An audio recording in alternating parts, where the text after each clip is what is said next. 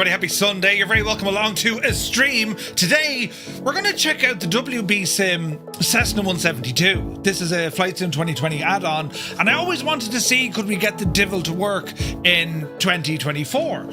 So that's what we shall attempt to do with the stuff. We're on the ground here at a place called Augusta Regional at Bushfield, Kilo Alpha Golf Sierra, the home of Ocando. Right? He's there, you can see him, he's in the scenery, look. Hope you're all keeping terribly well. It is indeed Sunday, very busy, you know. Been flat out this weekend. Was out for a walk this morning. We did online shopping and then collected our groceries. Very, you know, the step meter counters into the 7,000s. Very active day. The skip is nearly full. And now you're up to date.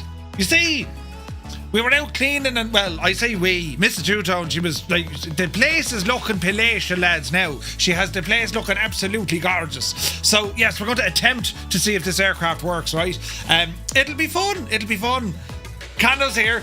Cags is the very first place I butchered an ATC radio call. Hello, it's me, is it you? Hello? This is, Nigel 17 Papa Boxy Leprechaun T. We'd like permission to what are we doing again? Right? Brilliant. I hope you're well, Condo. You're all very welcome in. Hope the weekend has been nice to you. This is a bank holiday weekend in Ireland. We have an extra day off tomorrow. Brilliant. And well, a nice Sunday cruise here in Flight Sim 2024, and we'll see what the crack is going to be. Do you know what I mean? Mr. Chippy is still requesting clearance to... Brilliant. Also, the place I learned about wake turbulence from airliners. Oh, Jesus. That could be loads of fun. But anyway, you're all very welcome in, and yeah, let's do some flying. Let's see if this machine actually works, or if we can get it to work. It took a while to get it installed to actually appear in the sim, and if anyone has been having those issues, we can talk through it. See if we can get everyone set up with it. If you do have the add-on, the WB-SIM made some really big changes to the default Asobo 172 for the classic, the steam gauge version. And I also have the I also have the Boris sound sets for the 172 as well. So this is probably giving us our best. Command Sergeant Balosh, Commander Balosh, you're inside me plane, look. This should give us the most realistic Cessna 172 in Microsoft Flight Sim. So I'm looking forward to it, right?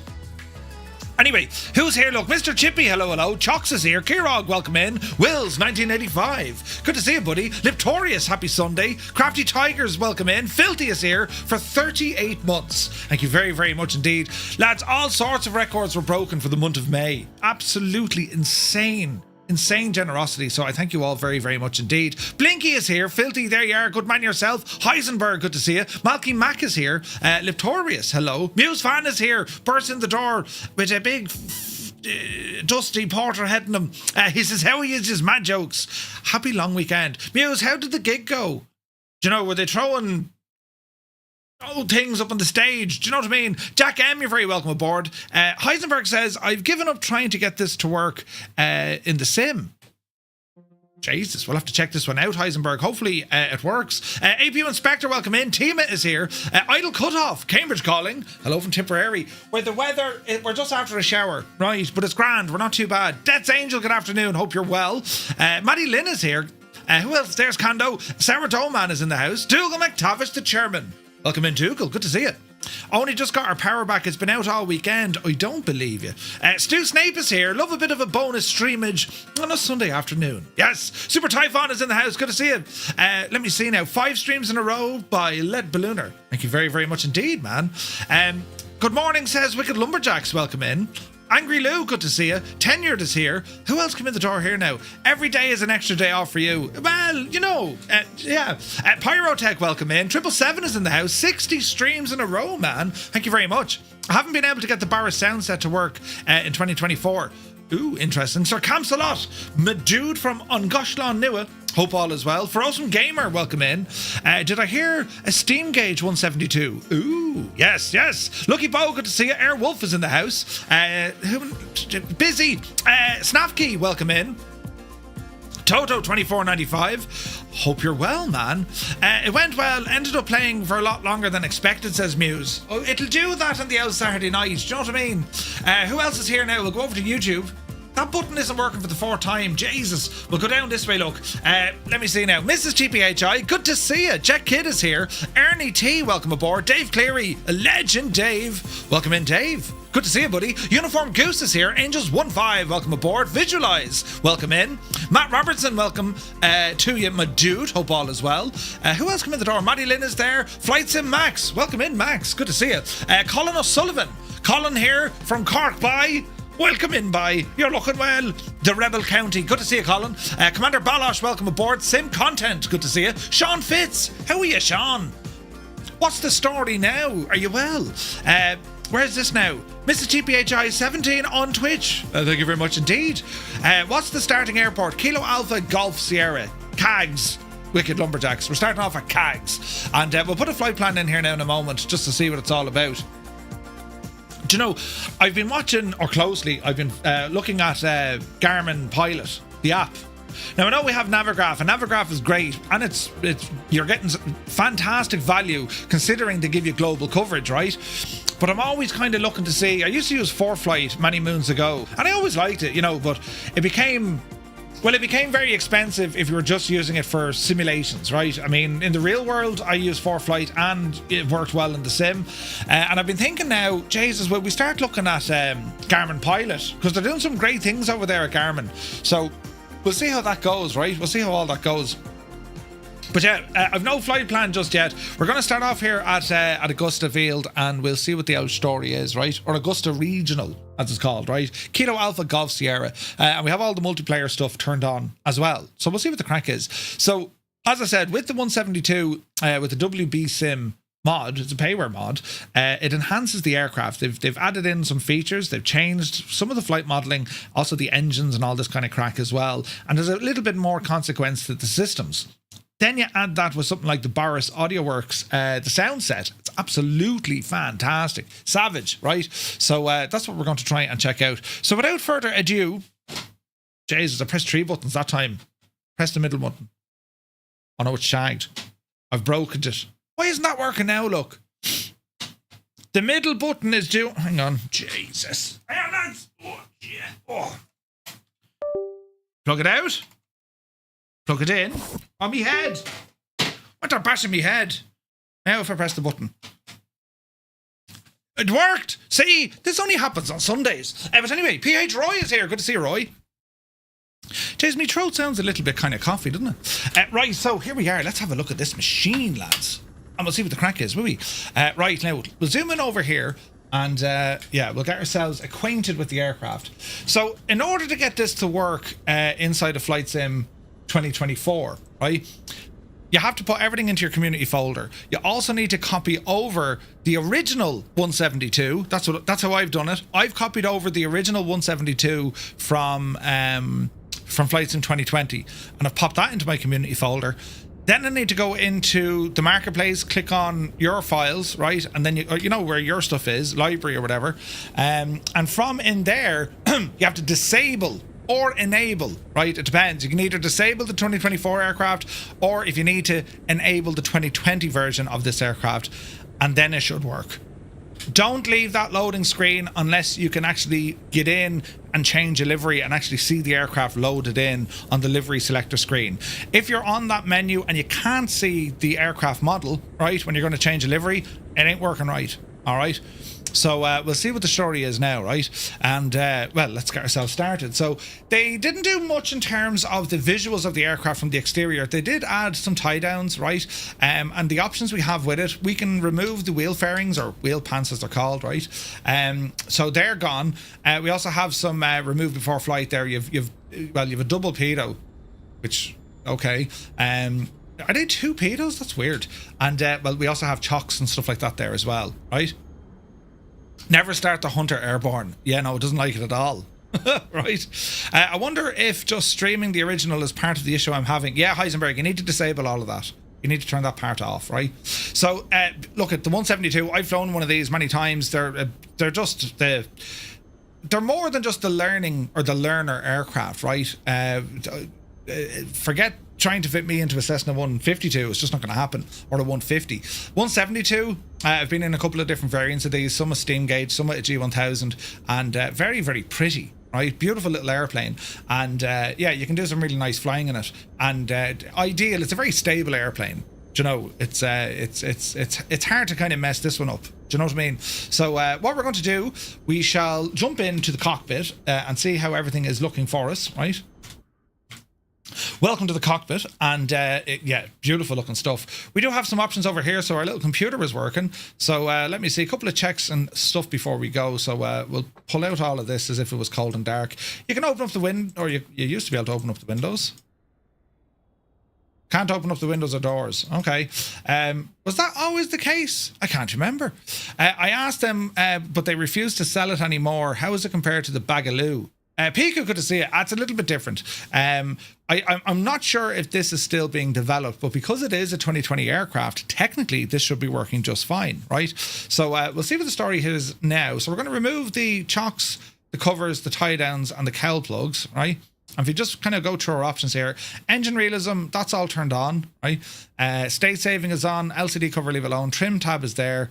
I don't know what the OC means. We have an angle of attack gauge, cabin temperature, voice off, voice indicator. I don't know what the indicator is. Leave the indicator alone. Don't know what half that stuff does. But let's just go with that. And if we check outside the aircraft now, yeah, we should be looking good, right? If we get any issues with multiplayer, we're going to disable multiplayer because the servers were an absolute show on Friday night. But let's see what happens, right? It's already starting off at fairly bad. There's stutters everywhere, isn't there? How's everyone else getting on? Oh, do you know what's happening? I say there's aircraft spawning in on top of me. Let's just move over here, look. I'm going to move away from everyone because I want to be able to hear the sounds. Is that fair enough? So let's just park it over here, look. Here we go. Right, so have a listen to the sounds, right? As I said, I don't think the windows and doors open on this. I thought they did. But anyway, let's go off and, you know, we've done our exterior checks. For those who don't know, when we start off in the Cessna, I always start off at this door from the pilot seat, and I kind of work my way around the aircraft. So you'd be checking things, but the first thing we check is the wheel, then we check the flap operation, then we go to the aileron, right? And with a high wing aircraft, again, you need to be shocking careful, because when you go to move the aileron, and you know, you want to put your hand in there to see where the where all the connections are with the nuts and bolts and that. Keep your hand on the gadget. The wind catches these something fierce, and it'll blow it down. Catch your finger, right? Windows and doors do not open. Yeah. An absolute show. You're making a holy show of yourself, Deputy. In this political year, or in this an election year, right? So we've got a nice strobe on the side there, and nav lights looking down the leading edge of the wing as we come in. It's not fully modelled. We do have a pitot tube here. There should be a fuel vent, I think, on one of the sides as well. And you know, we have our flap sensor should be modelled there, but it's not. Coming across, then you'd be checking. You'd open up and check for the engine oil. Then we move up to the spinner. You'd be checking the air intakes on either side, the rad underneath, the condition of the tyres, and you're just looking for anything that's maybe not fully closed or could be a little bit loose, right? Most of this, all the Cessnas bar one that I've flown in, I won't say they're ancient, but they're old. Like, I mean, they're 40-year-old aircrafts, more probably, right? 50, do you know? Would there be 50? There would be 20. Yeah, they're all like late 70s, early 80s. Do you know? 40 to 50 years. So, yeah, I'm not sure why there's two pitos on this one, but sure, we'll go with it. We have all your various tie downs, and you're checking the main wing strut here. Again, checking on the landing gear. Do the same crack again. You'd be going up to check on the elevator, or the ailerons and the flaps. We got our fuel tanks, or the fuel refill tanks up on the very, very top here. It's not modelled to, like, phenomenal detail, but it does enough, right? It does enough. But yeah, that's kind of the stab of it now. I noticed that the tail registrations kind of float off the livery as well, but that's not a big to do. Shouldn't be a big to do. Looking on the empennage of the aircraft, then we have our elevator and our stabilizer, and yeah, that's pretty much good to go. So our walk around check, let's just say, is complete, right? So cancel that and jump back into the cockpit. So get back in there now, Murphy. There we go. Right, so what we're going to do, we're going to start off putting on the power. So we're going to make sure that the flap handle is up, parking brake is on, fuel shut off is already off, and we'll go ahead and turn on our battery. And we get the alternator turned on here as well. Get a beacon light on so folks know what's going to happen. I always go with the nav lights as well. And we can see now we have slightly more animations when it comes to our little annunciator panel. So we're getting the warning to say our vacuum is low and our oil pressure is down. So we're going to start off by selecting both tanks on our fuel, push in the fuel shut-off valve, mixture goes into rich, right? And we're going to turn on the fuel pump. And what we're looking for here is fuel flow, right? So we're looking over here on the left-hand side, and we can see that we have sufficient fuel flow. So go ahead and turn off that pump. Now we're going to open the throttle about 1/8 of an inch to say, it's about that much, right? And we're going to give this machine a start. So we're going to go from the mags, right, left, both. We'll say clear prop, and we'll give it a start and then see what happens. There's a good start. Keep the RPM low. Lean out the mixture a little bit. Alternator was already on. We do have circuit breakers in this as well that we can check. They're all modelled, which is a nice addition. So our Boris sounds are working. Good stuff. Gregor, good to see you. Mac Vision is here. Game Speaker, welcome in. LCTR, good to see you, buddy. Strap21, hola. Welcome in, lads. Buenos dias. Alright, so that all sounds good. RPM, that should come up slightly once the engine temperature comes up a bit, right? We also have some internal panel lighting. Avionics bus 1 and 2 will activate. We have an angle of attack indicator. Nice. We're going to reset our barrow to the airfield. We're on live time and live weather. We're going to sync our heading indicator with our compass, right? And we can see it's kind of giving us a little bit of a shake, rattle and roll, which would be normal because the engine is running. Now, avionics buses came on. They're interesting lights. Turn on our little Garmin units as our avionics warm up. It's giving us 1,012 hectopascals. Let's go with that. And we say okay. Altitude. That's set. Heading, nav, approach, reverse course, altitude hold. 3,000 feet. We'll arm that for the moment. We'll go back to that in a minute. We also have our transponder, which should be on standby, and allow our little 530 and 430 units power up. So squawk for this one, we're going to go 1200. It's VF4. We'll keep it on standby for the moment. We also have an ADF over here. Turn this little guy on. Loads of options when it comes to navigation, right? Lucky Bow, welcome in. And Aches, what's this now? Siddle, good to see you. Is this game better on Xbox than PC? Says is it better on Xbox than PC? No, it's just not. Dad Game Time, welcome in. Gotta go with the KLN 90B. Ooh, yeah, the newer GPS feel like cheat mode. Yeah, 100%. They're very handy though. My favourite avionics would be either a 650 or a 750. The Garmin stuff. They're class, man, class. Right, okay. RPM didn't do much there, so we're just gonna bring up the engine a little bit. As the engine is cold, keep it under 1,000 RPM. So as we're looking at our instruments here, we can see oil temperature is low, but our oil pressure is good. VAC is doing what it needs to do. That's all the suction going on. Our amp meter is working. Let's just double test this with the alternator. Alternator turned off. We can see we're now drawing from the battery. Alternator comes back on. This little needle was into the positive range, into the pluses. It's recharging the battery, but it's kind of sitting there on zero, meaning that the alternator is doing its job. And we can further test this because we should have a breaker for this as well. Let's have a look here now. Let me see. Avionics fan, autopilot. That says in op. Comms, ADF transponder, flaps, instruments. So you can see that the VAC is turned off. Fuel has turned off, so yeah, that's all working. Put that back on. Avionics buses are looking good. Turn coordinator, that's fed on the gyro as well. If we turn this off, we can see a red light come on to say it's off.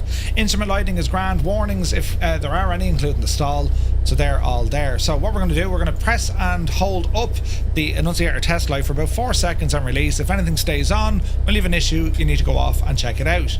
So with our flight plan, let's go in and put in a very basic flight plan so we know what the story is. So we're going to put in our starting location. So we're going to let me see, turn this guy. Oh, that doesn't want to work. Enter? No. Really? This doesn't work? Okay, flight plan. Okay, so the push doesn't seem to work. That's a problem. Don't panic now, Murph. Oh yeah, that's shagged. Can we do it down here? Nope. Alright, first bug found. Can't put in a flight plan. Menu, select approach, remove approach, enter. No. Alright, oh, hang on. It's a long press. Alright, she's working. That's okay. So we should be able to put in this one now. So KAGS and enter. Alright. 6 knots is here. 49 months. Thank you very, very much indeed, Kieran. Hope you're well, buddy. Right, let's bring up Navigraph and have a quick look at what we're doing and where we want to go, right? Let's unload that flight. So we're on the ground here. Let's go to some VFR charts. So let's have a look. So we're here in Augusta Regional, right? So I'm trying to think somewhere kind of nice to fly. We might go to this direction here. And what have we got now? We've got Columbia. We have Eastover, McIntyre. Right? What else do we have here now? Altitude. Let's have a look. So we're down around 2,000 feet. 2,500 feet. Let's go up to this way, look. So we got, what's this now? Habersham County. Alright, let's go with that one. So Habersham County, Kilo Alpha Juliet Romeo. That's going to be our first stop of the day. So we'll put that in. Let me see here now. We're going to go in and turn this guy. So what did we say? Kilo Alpha Juliet Romeo. Kilo Alpha Juliet Romeo. Cornelia Habersham. Ever heard that? Down the coast is nice as tenured. We'll look at the coast now a bit. What were you saying? That was... It's a bit of a flight to the coast. Let's see how we go here for our first stop. So let me put in our route here. So we're CAGS and we're going over to KAJR.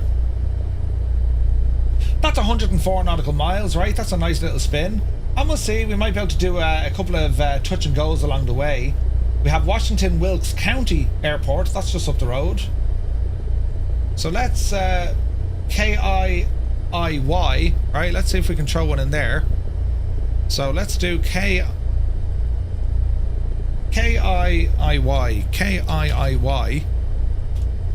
There we go. Washington Wilkes. That's our en route. And that looks good to me. And let's zoom out here. There we go. So I'll put this into the chat for you guys just so we're not all lost. So let me see. Route. Turn on the route. Bear with me now, friends. Bear with me. We're going to do... what did we say we're going to do? Come back into my flight plan, you idiot. Right. So the route, very straightforward for this. It's all about testing the aircraft and seeing how it behaves, lads. Do you know what I mean? Now, let me see. Washington is a fun one. Nice. Winkle Castler, welcome in. Right, so CAGS over to KIIY. And then it's going to be KAJR. And we're going to mark down that it's a full stop only at KAA or KAJR, right? So if you, one second now, bear with me now, lads. Sean Dale, you're very welcome in. Let's have a look over here now. On the route. I'm going to do one of these. Right, lads, if you put in an exclamation point route, that'll tell you what it is, what we're doing. Alright, so a quick check down here. Let's go have a look. Pitot heat we can put on. See the engine? She ain't running that sweet, so that could be a sign of fouling or not enough mixture. So let's increase the RPM. Mixture's rich. And drop out the mixture a little bit. What we're going to be looking for here is going to be EGT, the exhaust gas temperature. That'll give us an idea in a while. That engine doesn't seem to be running terribly smooth.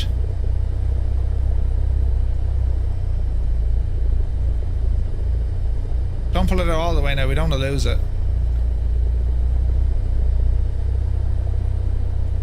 Alright, let's hold it there and see what happens.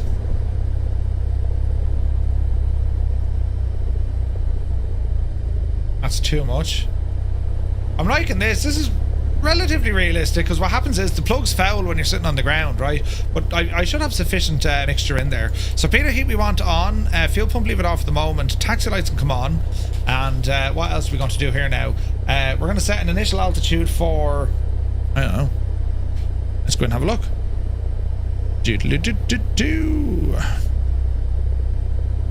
So we're into the west.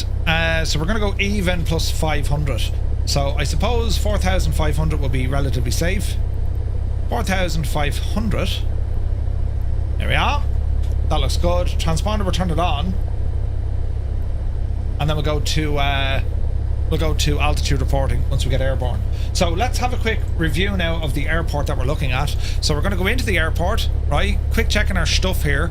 Let's get some information about it. So elevation 146 feet, longest runway is 8,000. Let's look at the weather.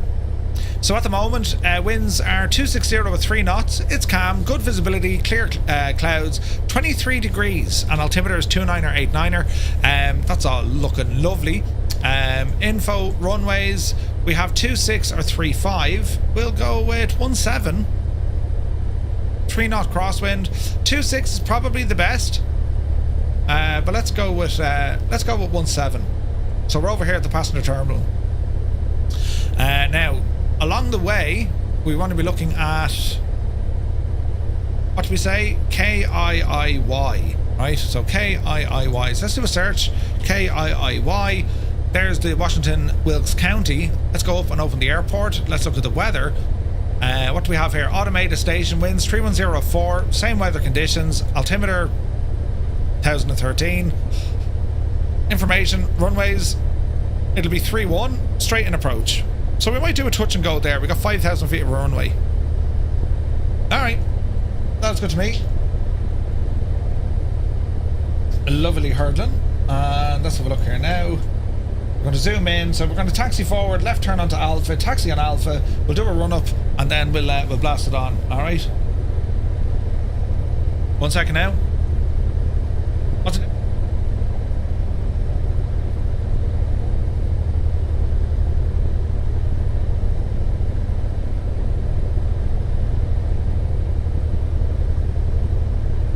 Formula 1 is on. The young fella's mad about it. Right, are we ready?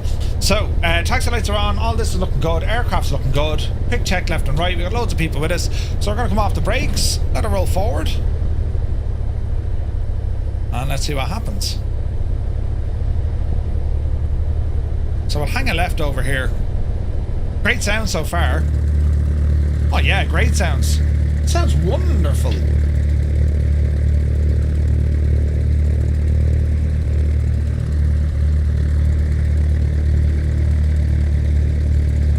Boris did an amazing job with the sounds on this aircraft, didn't he?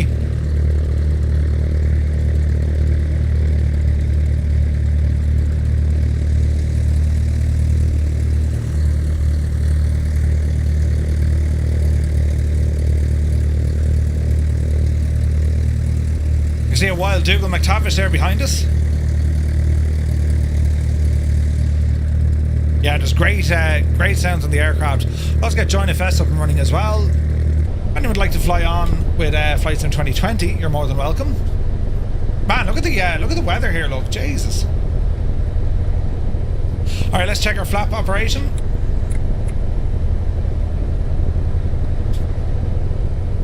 Flaps look good.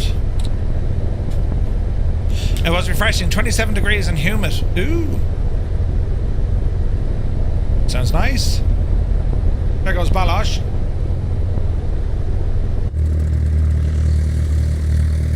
Now this aircraft is still tremendous in Flight Sim 2020, but I just want to see how it behaves in Flight Sim 2024. It was an incredible add-on, and it really does change how that aircraft operates. Do you know? So we'll keep an eye on it. There's lovely little things happening here, right? If you have a look at the fuel gauges, see here left and right, as I move, see the way the fuel is kind of swish-washing in the wings as I kind of, you know, do mad taxiing? So they've simulated all of that. That's class. It's good to see it working as well. Oil temperature still a little bit low, but it's after coming up into the green. That windsock, yeah, we know with 3 knot crosswind, that's fine. We're more than capable of that. And what we'll do a quick run up just down the road here. There goes Mrs. TPHI. So flight controls are free and correct.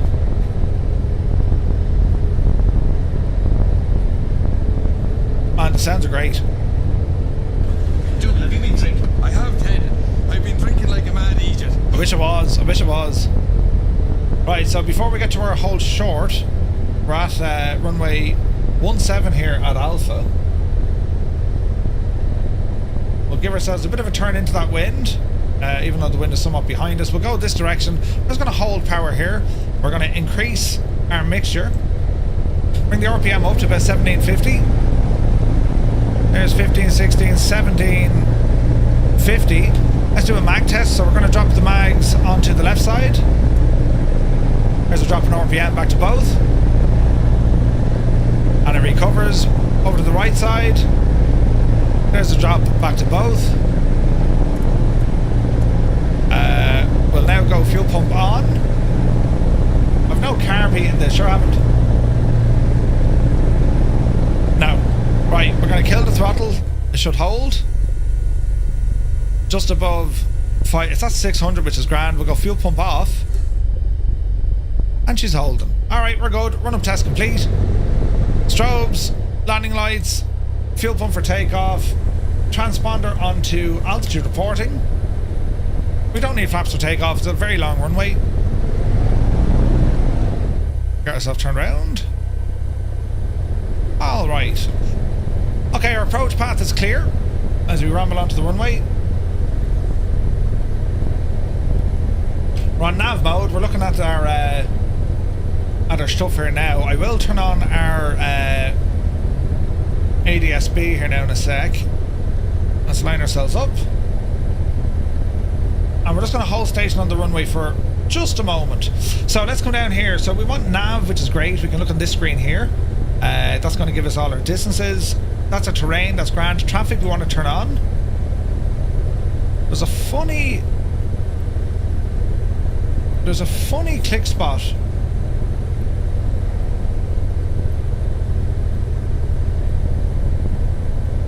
I'm trying to see because we got it working a minute ago.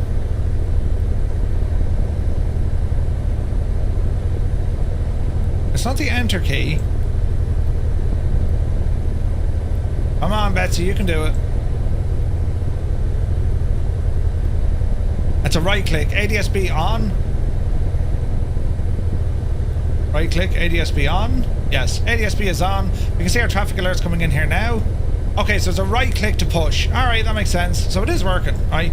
So we'll zoom in here. We can see all our ground traffic coming in. Set course to 307 degrees. That's all fine for the moment. And right, lads, time to go flying. Are we ready? So off the brakes. We're walking, talking, and squawking. Let's go flying.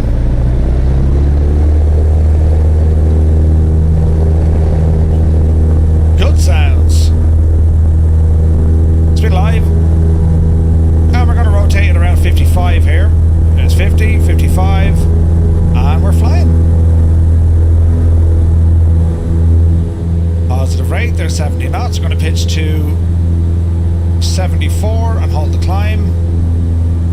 A little bit of that 3 knot wind holding us.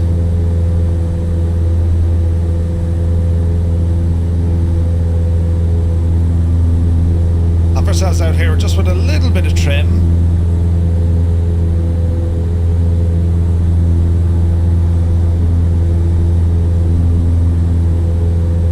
And we can fly runway heading. Easy now. Right, up over 400 feet. Let's bring those flaps in. The nose is going to want to drop down a little bit, so we'll add some trim to counter that.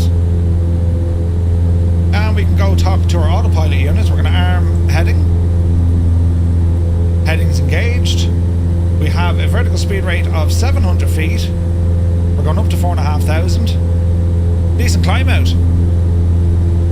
AOA indicator. That's it, Roy. Angle of attack indicator. Nice views at the left side. Nice views at the right side. Beautiful part of the world, this, isn't it?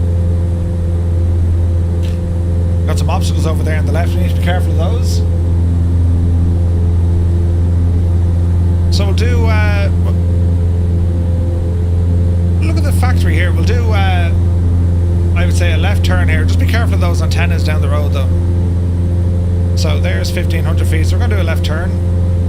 Heading 090. And as we're climbing here, we're just going to ease off a little bit of that RPM. We're on about 2,600 at the moment. Let's call it 25. Speed is good, 110 knots indicated. EGT is up there. It's actually quite hot considering our mixture's in, isn't it?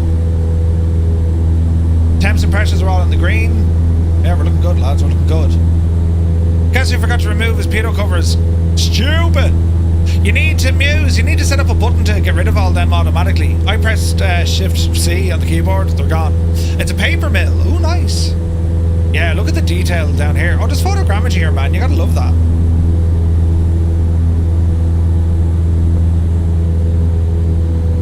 So we can see where those obstacles are ahead of us. We'll do another left turn here now. Heading north, 360 degrees.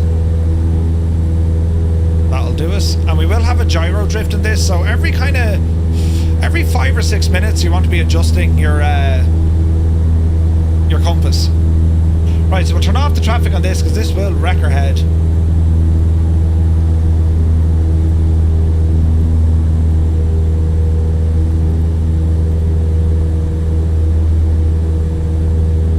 Okay, that looks a bit better. So we want to head up to about 4,500 feet. Our speed is starting to bleed off now.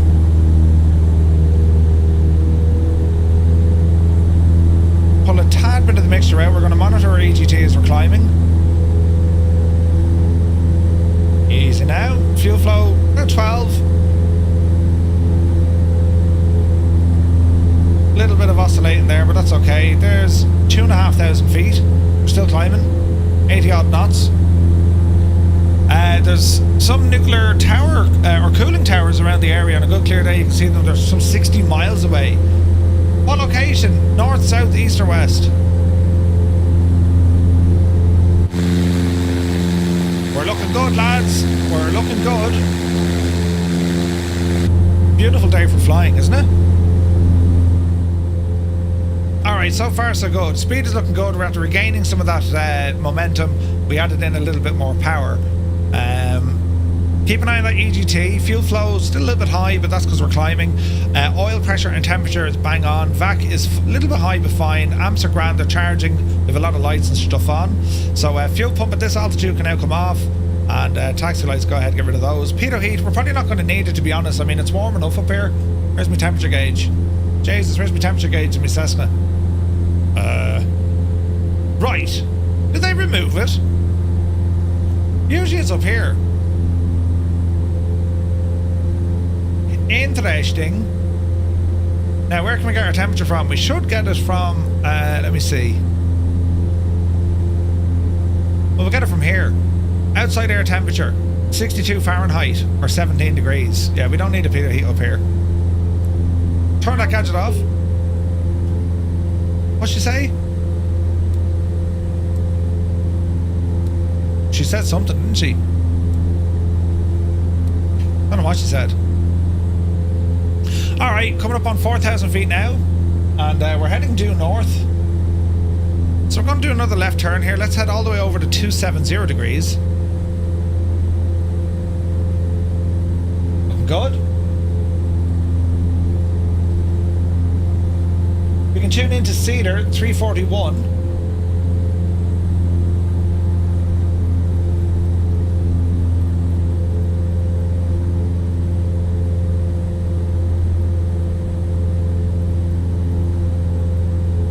Cedar is 341. How do we get you across? There we go, 341. Automatic direction finder.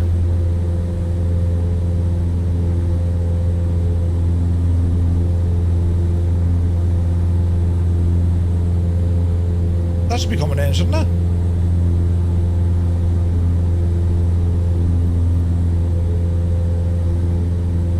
Is either a NDB or what is it?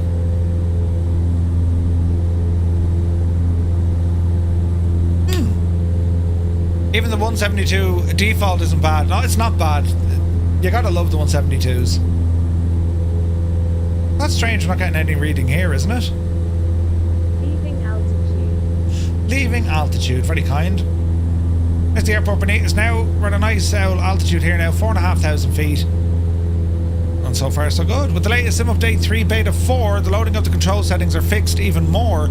You can also export the settings as an XML. Ooh, that's nice. Performance is actually very good. They keep the promise. Great news. Great news.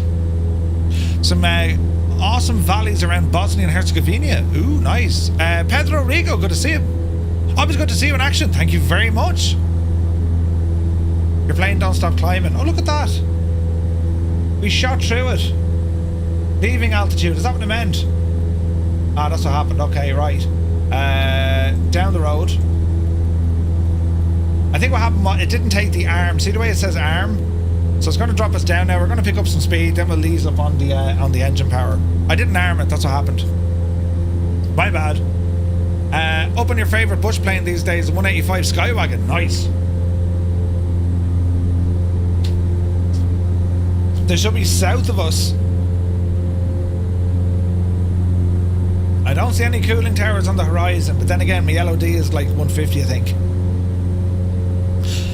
With extra time now, of course, which is great news. It's finally I've been able to update. I was saying this on Friday. I've been able to update some stuff over on Patreon. There's a video live there, and I also have some guides as well. It's separate. It doesn't impact on your streams or whatever. It's just, folks, if you want to go the Patreon route, well, now you can go Patreon. So I think it's patreon.com/C/2Tom Murphy. I'm after dropping my wedding ring. Holy Jesus. You'll see it in the link in Twitch as well, if you want. I'll do, Char. Good to see you, buddy. All right, we're heading due west at the moment, and picking up some turbulence. Ease back the power a little bit. So we want to bring this down to 4,500 feet. It should lock on. We're VF4. I'm not too worried about following a direct GPS line. Our ADF didn't turn on there. I'm a little bit worried over that. 341 is Cedar.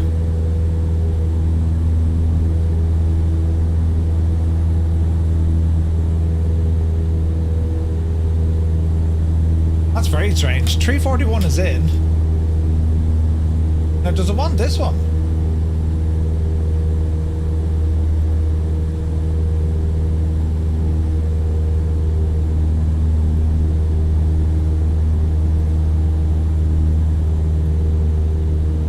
BFO.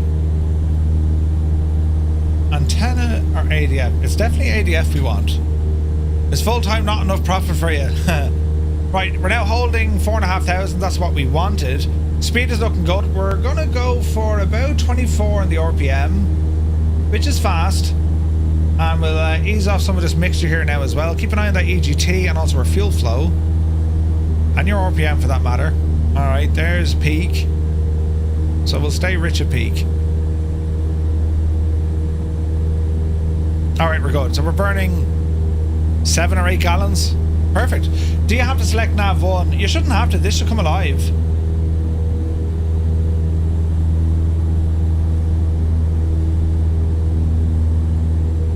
Now, depending on how much... It depends, right? We'll give it a few moments and see what happens. Aircraft is currently facing what? West. So we're heading due west. So we'll give it a few minutes. Maybe it'll react. We'll have to wait and see. Do you have a contact with Black Square in regards to a preview of the Starship? Pico, yeah, no, all going well. We'll be previewing that soon. Yeah. Right, we'll see if that ADF needle comes alive. What else do we have here? So we've OBS stuff. Everything's on GPS, but like... If we went nav mode, nothing.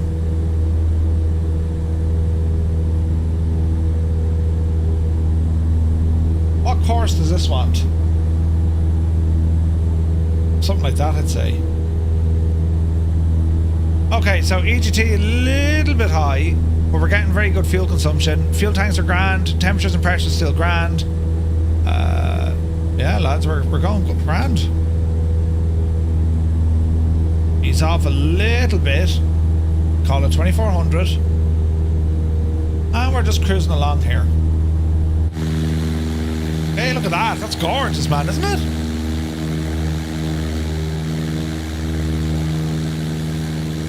Alright, so a little right turn coming in now. So heading, let's go right. Call it 330 degrees. And there we go. ADF is now picking it up. See that? There she blows. All right, so that's the Cedar. So that's going to be slightly off what our main track wants to be. So I don't think there's a DME there, but we can definitely see automatic direction finder. That's telling us the direction of where that station is, and that station is tuned in on a 341. I like the way that's hopping around. That's very realistic. Okay, so the range, we're talking what? 20 miles, maybe? Interesting. Okay, engine not sounding as sweet. We dropped more on the RPM side. Bring that up a bit. There we go. Hold it there. That should get us back to about 110 knots indicated. So far, lads, this is flying beautifully. Right, Dougal. From this view, Dougal, on Join the Fest, you're getting a spinning prop. When we zoom into you, you're not. That's weird, isn't it? Yeah, so far, guys, this plane is it's behaving. So far, this is a good old test for it. We'll set ourselves up, as I said, for a touch and go. And we'll see what happens. So Cater is next. So in terms of frequencies, we got June next. Now, can I hear...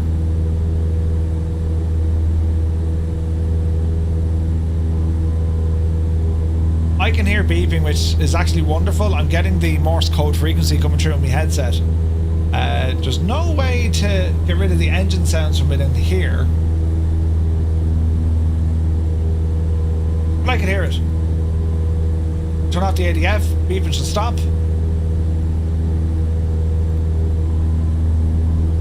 Yeah, looking good. The transmit button doesn't come on, that's interesting. So we're COM 1, and we can then monitor the other COM. So the audio panel works, nice. And just a few bumps in the air, it's really nice, isn't it? The light here is a little bit worrying, but let me see now. UTC time, local time is 10 past 11 in the morning. Flight time 32 minutes, elapsed time. So outside air temperature is still 14 degrees. That's quite okay. Great day for flying, isn't it? So at this moment in time, we're just leaving a class Charlie, is it?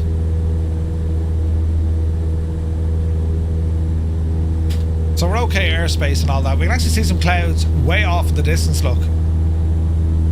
That should make things a little bit more interesting. Beautiful scenery on the ground. Jeez, that's stunning, isn't it? Look at that.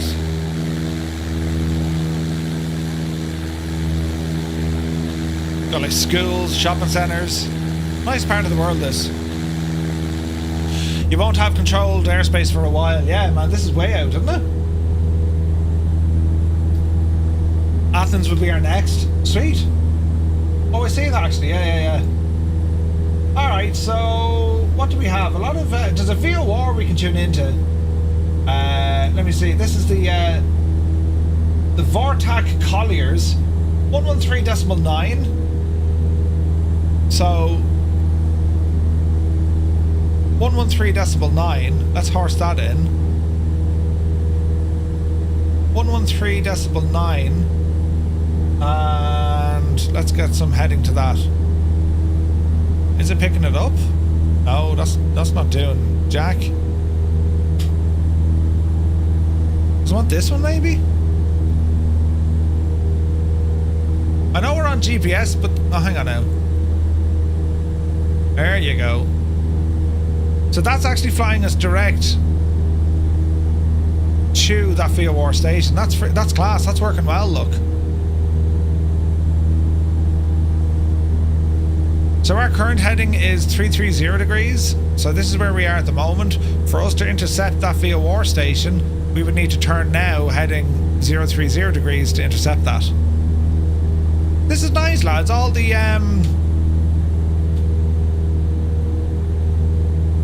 our nav equipment is working. That's ADF and VOR. Perfect. Now for me to get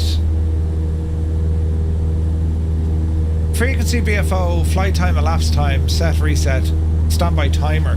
For me to get DME information, well, I imagine it'll have to come through here, wouldn't it?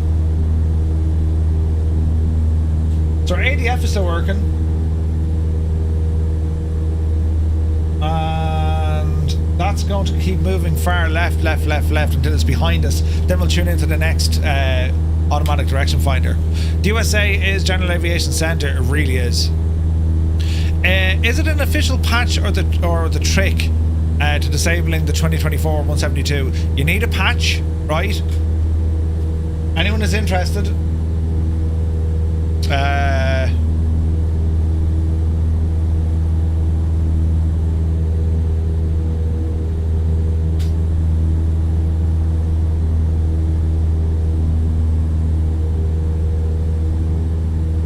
There's a patch over on Google Drive. You need this.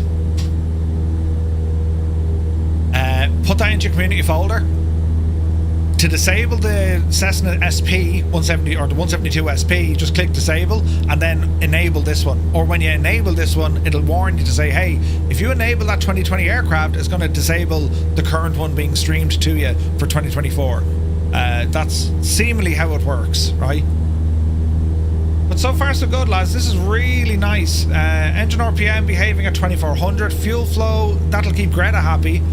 And temperatures and pressures where we want them. Vac and amps are where we want them. Speed is good. Like 110 indicated is quite good in a 172. Yeah, I'm quite happy with this.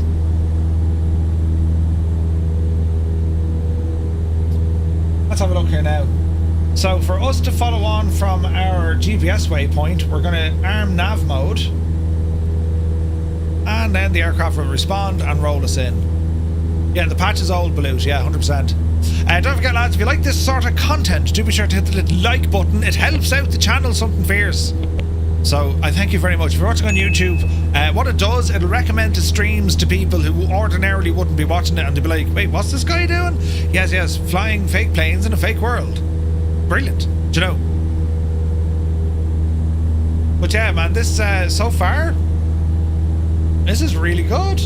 Sounds are good. Systems are good. She's flying well. Can't really complain with this one.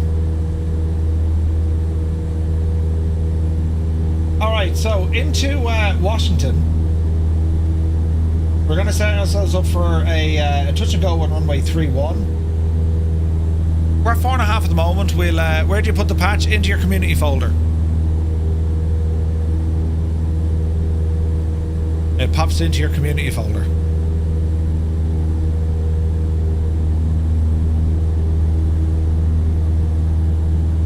Hey, no worries, Mr. Jazz. It was always a great add-on, and like, do you know what aircraft I really miss? And like, they probably won't make it for a long time, but like, the A2A Cessna 172. I mean, that thing was just, it's what you'd find at a flight school, you know what I mean? That thing was bang on. I do miss that an awful lot. And then of course they made a 182, they had the Bonanza, they had an incredible T6. I saw a video there the other day about an update for the T6, the Harvard or the Texan. Looks very, very good. Dreams of Wings was on it, very, very good. Alright, a little bit of turbulence. ADF is still okay for the moment. And once Cedar moves kind of behind us, we'll tune in the next frequency. But well, we'll be getting very close to, in actual fact, that's a good way to plan this. So our current heading now is, let me see, just off 030. And once this guy goes to about 240, our ADF, that's going to be the ideal indicator to me to start a descent down into Washington. Alright? 172 was the very first A2A aircraft you bought. Yeah, man, they were freaking class. Beautiful plane, you know.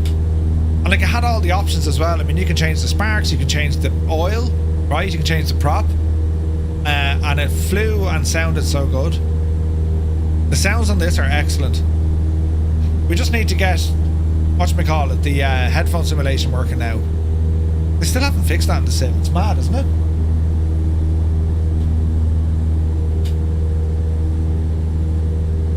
Now we can turn this AOA on or off. You have options inside in the little computer here. But we'll worry about that later. 4 hours? Really? Or is that 40 minutes? That's 40 minutes. Jeez, that's interesting.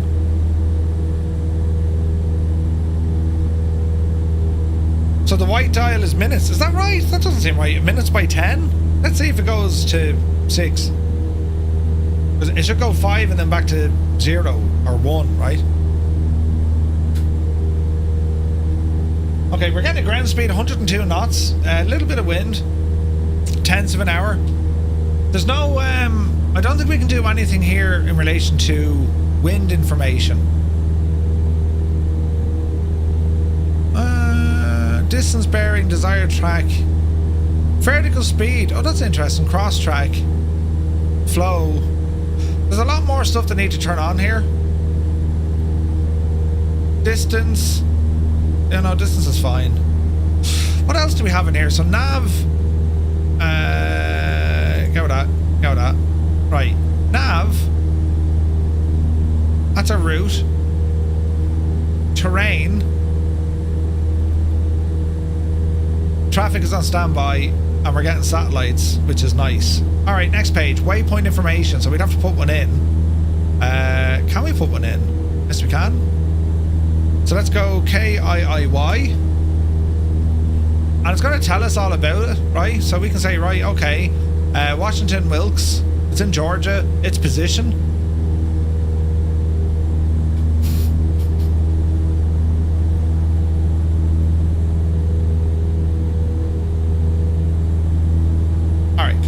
What else do we know about it? That's the runway, 4,000 feet, hard surface. We have our frequencies, AWOS, Unicom, and then center. We have the ORNAV, and then we can plan in our own. NDB, via war, nothing there. Alright, that's our waypoint info. Next up, auxiliary fuel planning, trip planning, density, altitude, units, display, backlight, comm configuration. There's quite a bit in these little units. Right, let me see. We're just about to hit 240 on the ADF. Wait till we fully get... we're probably still a bit far out. Basically what I want to do is, when our aircraft gets to roughly here, that's when we'll descend. So... ideally, when we get to here, the needle will be showing us 18. Would it be 180?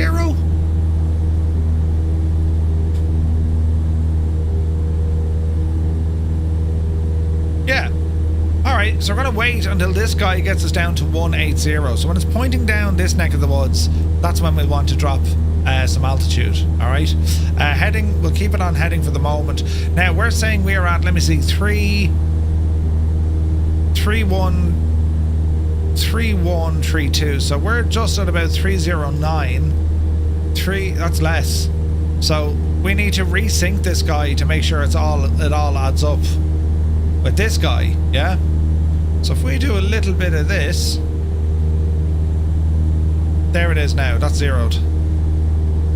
And you might ask yourself, you know, how do these drift, right? Well, basically, think of gears, right? Think of a big gear and a small gear, and they turn beautifully like a clock. Do you know, like the back of your watch or an old clock? And those gears move, right? But what happens is, when you start adding in things like engine vibrations or wind vibrations, all this vibration constantly shaking it, well, the hands on your clock start moving by their own accord, right? Because you're shaking the gears and they move. So the whole idea is, you put a gyro in there, which spins, and it holds it all in this, what's the word I'm looking for? Constant something? Right? That's what it does. The gyro does all of that for you. The problem is, though, well, you still get those little minor shakes, and because it's mechanical, there's a drift. So it's every kind of 10 minutes you need to just tweak it. The modern avionics in aircraft, where they're using like, you know, infrared sensors or laser sensors, they're more accurate and they're not liable at all to drift. Do you know? Ian Fisher, good to see you. Muttley is here, welcome in. Hope you're well, lads. Happy Sunday. Alright, so 210. So once it gets down to about 180, we'll start descending. We'll probably get eyes on with the runway fairly soon, in fact, where everyone is ahead of us. Yeah, I can see the runway just up there, look. So once we're at the 180 mark on our ADF, and it's on the way nicely, as we're flying forward, right, that destination isn't moving. So as we're flying past it, so here's the destination, as we fly up past it, well, it's going to give us a heading to where it is, yeah? So it's just giving me a good idea when I can start dropping down. Jungly, welcome in. Happy Sunday, man. Alright, so 4,500 feet. We're going to bring this one all the way down. Airport elevation, KIIY, information, airport information, elevation is 600 feet. So we're going to drop this down to 1,600 feet, right? So to do that, we're going to come down here, and we're going to start changing this down to 1,600, and we're going to arm it.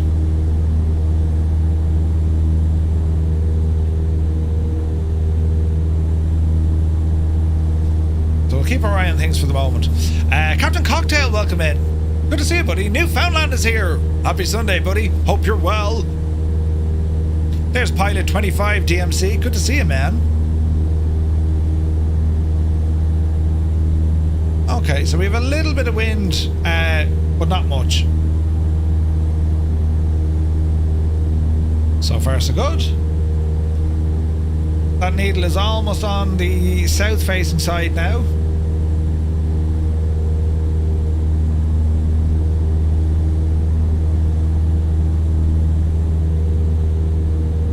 Looking good. G Slayer, welcome in, man. Hope you're well, buddy. Hope you're well. Yeah, this is all working out really nicely. No range on this, which is interesting.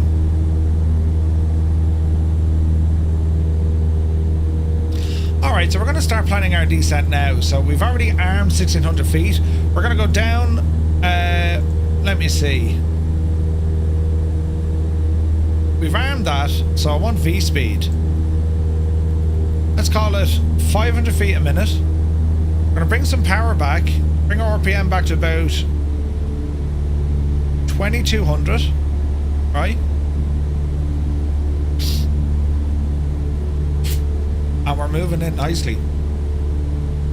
I spent a bit of my time yesterday evening building a modification to a gadget that I have. So it's one of these, right? It's just a desk clamp, but this thing used to be like, you know, all the way over there. So what I can do with this now, I can mount this on the desk in front of me and actually put my iPad right in front of me, which is very realistic because usually, well, you'd fly with an iPad in between the yoke. So I'm looking forward to testing that out soon. It's more for general aviation flying. But as I said, I'm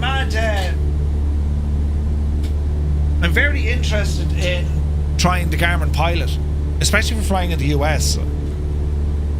The green circle and line on the top of the dash next to the compass, does it help you to land? It can do, especially just before, so it'll light up, it'll turn on and off, right? It will, because you'll be able to judge when you're flaring, right? Alright, speed is good, altitude is coming down nice and easy. We can grab the local barrow, 299er3. So we need to go up the way, 299er3, which is roughly there, right?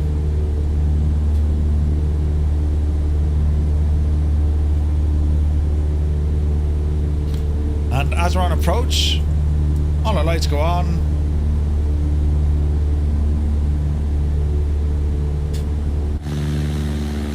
Isn't it just a beautiful plane?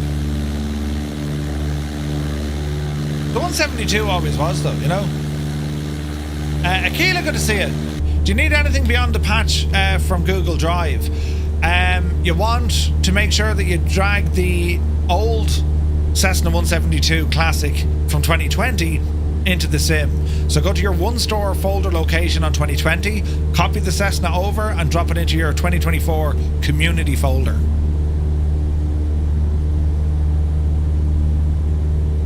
Alright, so we're going to ease off the power once again. Let's go 2100. And as we're doing this, EGT is coming off the scale. We're going to add back in a little bit of mixture. And while we're waiting, we're going to tune in our next ADF frequency.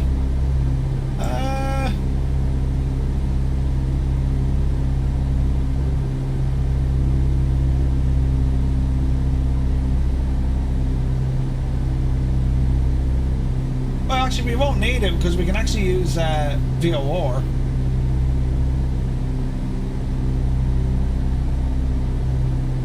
We're unlikely going to get that though. The range of it is very far away. Do we have VOR out here? Gainesville?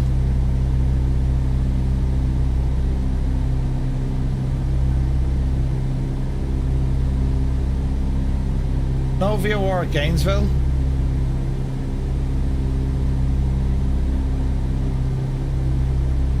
Let's just have a quick look at the chart here.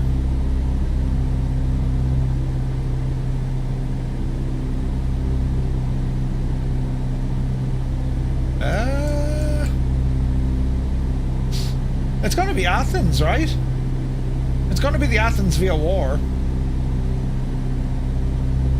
Altitude. So that's going to be 116905.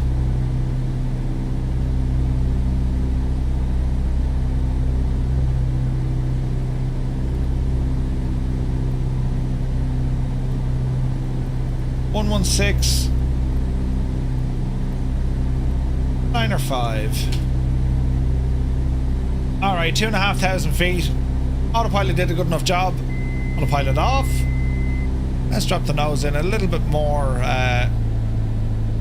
stronger here. We're approaching for a touch and go.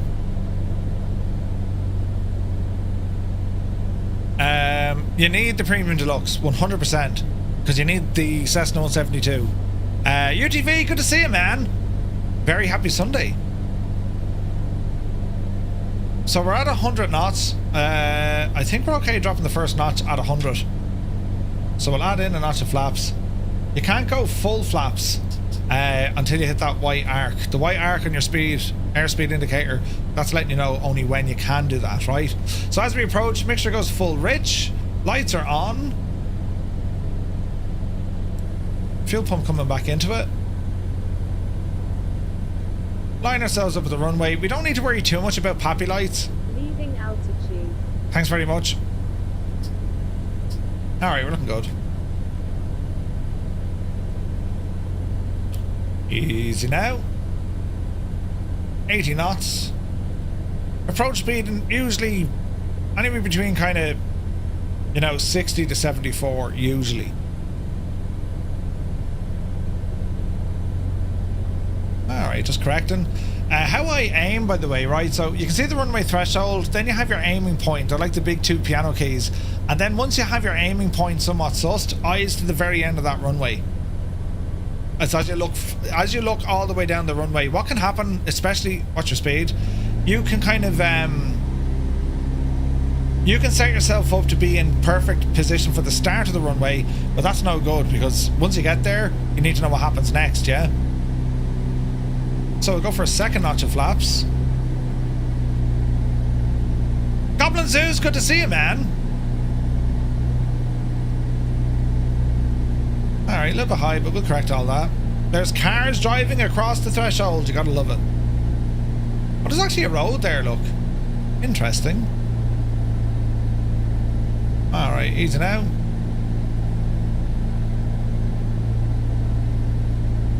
That's a little bit better. So again, our touchdown zone, that's where we want to make the contact with the wheels. And then make sure you're straight with the end of the runway. ever so slightly of a crosswind. Hello there. Alright, watch the flare. There's a touch. Power coming in. One notch of flaps up. There's 60. And we're back flying again. Alright. Henry, good to see you. Gibbo, welcome in, buddy. Happy Sunday, man. Hope you're well. We're in the pool. Alright, decent climb out. Let's hold our heading here.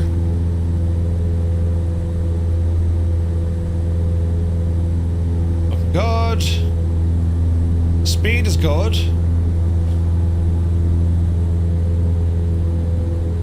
Let's go back up to 4.5. Arm it. Autopilot on. Heading. We'll climb at 700 feet in a minute. And we're looking good. Is the fuel pump on landing standard? It depends. It depends on the aircraft. It depends on the POH. Some have it on, some don't. Alright, so let's see, can we pick up Athens on the VOR? So let's go to GPS, onto nav. We have our two, there we go. Alright, so for us to intercept the VOR radial, we would have to turn course to 290. We're currently at 310, so it's slightly left of where we're going. Okay.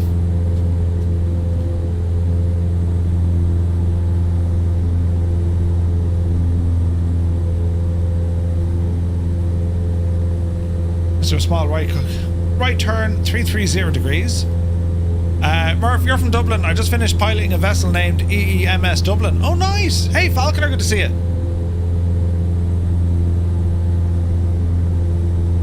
Okay, so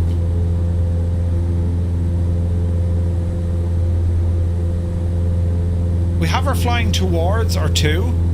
So yeah, it definitely wants to be at 290. We're at 330, so we know now that the the Athens VOR is on a heading of 290. We can verify that in our chart. This is us down here. We're heading 330, and here's the Athens VOR. See the outside blue line? And we're tuned into that frequency, 116.9 or 5. Alright? And that's why it's giving us, it's a slightly left turn. And as we continue to fly up past this, right, again, we're going to be looking for an outbound radial, because once we know we've hit an outbound radial, that'll let us know when it is we want to descend to, right? So let's go in and have a look at Habersham Airport. We'll do a quick check on the info. How's everything going with our plane? Speed is good, altitude is good. Let's look at the weather here. So the winds are 260 at 4 knots, right? Runway in use is 24, so we're going to be landing over the town of Cornelia, alright? Let's get some other information here now. Airport elevation, 1,448 feet. So the pattern altitude here is be about 2,500. Is VOR now still common in Europe? It is, yeah it is. Altimeter is 299 Clear skies, 22 degrees? 22 degrees? Beautiful day, man. Beautiful day. Right, so our ADF is giving it all socks now, and it's going to eventually lose range, and then it just resets. So we're finished with the ADF just for now. Stick it into antenna mode.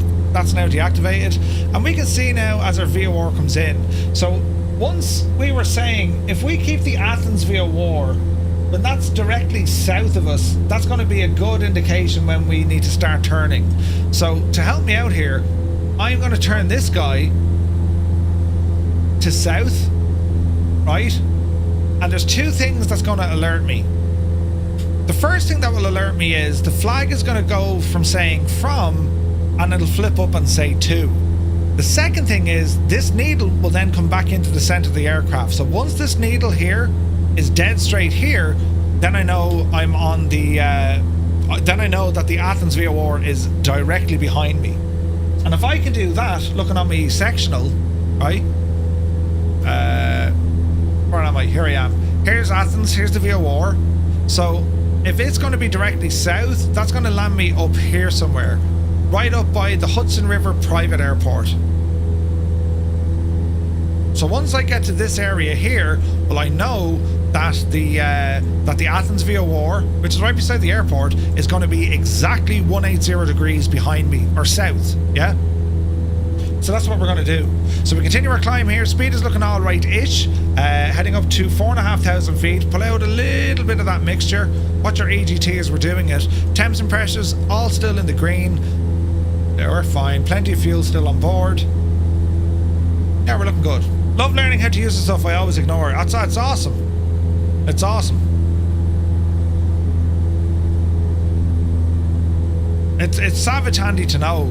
And it can be fun flying the stuff, you know what I mean?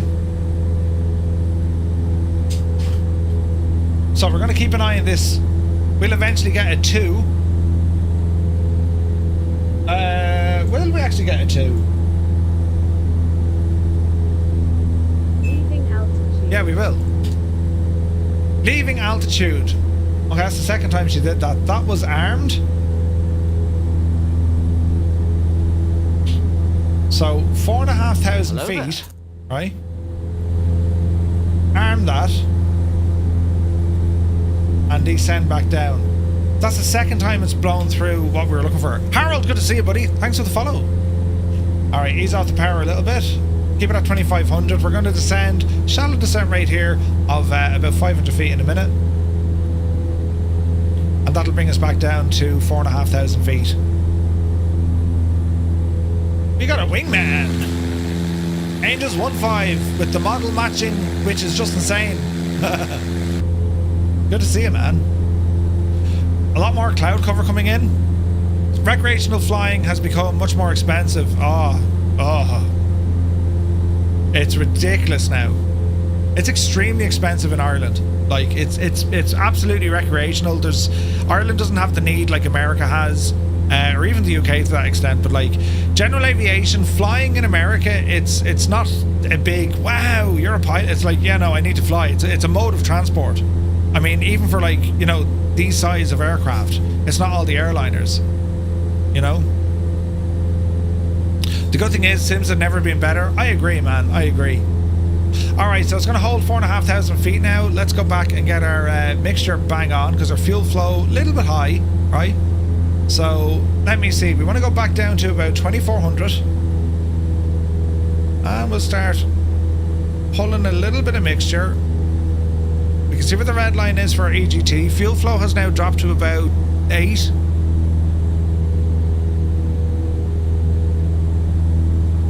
Easy. It's bumpy air here. So there's 24. What's that, about 7 gallons? That's 5, about 8 gallons an hour. That's very good. That'll definitely keep Greta handy or happy. Oil temperature is on a little bit of the high side, but that's Fahrenheit. We'll keep an eye on it. Now, depending on the type of oil that you use in the aircraft, that would affect. So they would change. They'd have different types of oil. You know, depending on where you're flying, right? So you would have... That engine doesn't sound as sweet as it once did. No, it's too much. Bring you back in a little bit. Too much on the mixture side. Back up to 2,400, because we should be getting about 110 indicated. EGT Richard Peak is now here. Bring that arrow down. Yeah, so depending on where you're flying, that's what they would change the viscosity, whatever, the oil, right? So whatever it is, 5W10 or 5W20 or something, you know. And it's usually synthetic oil, I think. I'm almost certain it's synthetic oil. I like Burning Blue Designs VOR package. Yeah, that's really good, Sean. They cover tons of VOR stations in the UK. Added all the sceneries in there, and they have their frequencies. That's a great bit of stuff. Okay, so our little OBS or little VOR indicator. Our flag has changed now. It's gone from, and it now says to. So that's our first check. Our second check is once we start seeing this the needle starting to move in, and once it gets dead center, we know that the VOR is south, and that's gonna trigger us to start planning our approach. Very nice.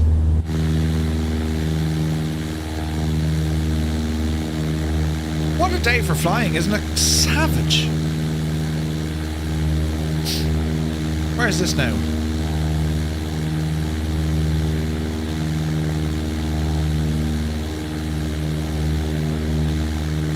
Oh, we need to do one of these, don't we? Some tunage for the flyage. Dougal is already tapping his feet.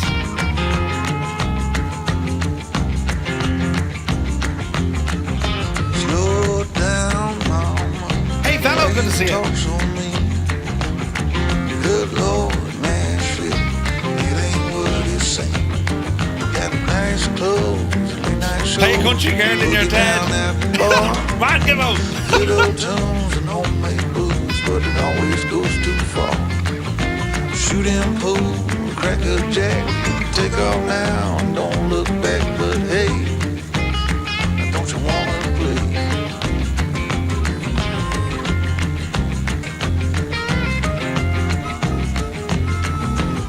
The Belgian pilot is here. Good to see him.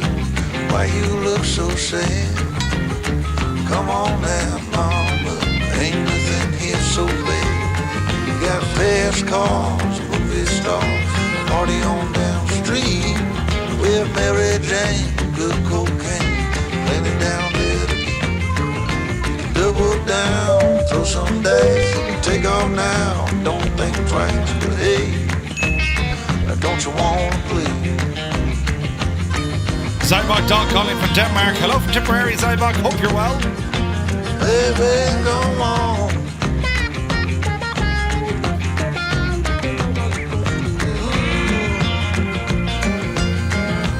Tell me where you wanna go.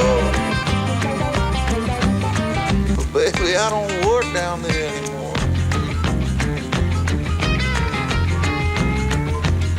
No, I don't.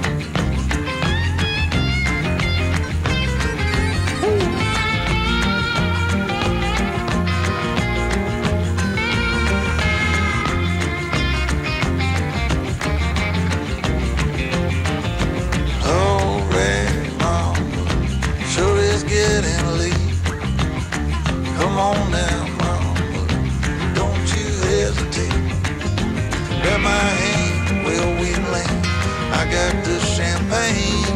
We can knock it back, get on track, jump on, ride this thing. Double down, roll the dice, take off now, don't think twice. Hey, don't you wanna play? All right, so bring our Navigraph charts in, Hey, and let's see if we can make this look right.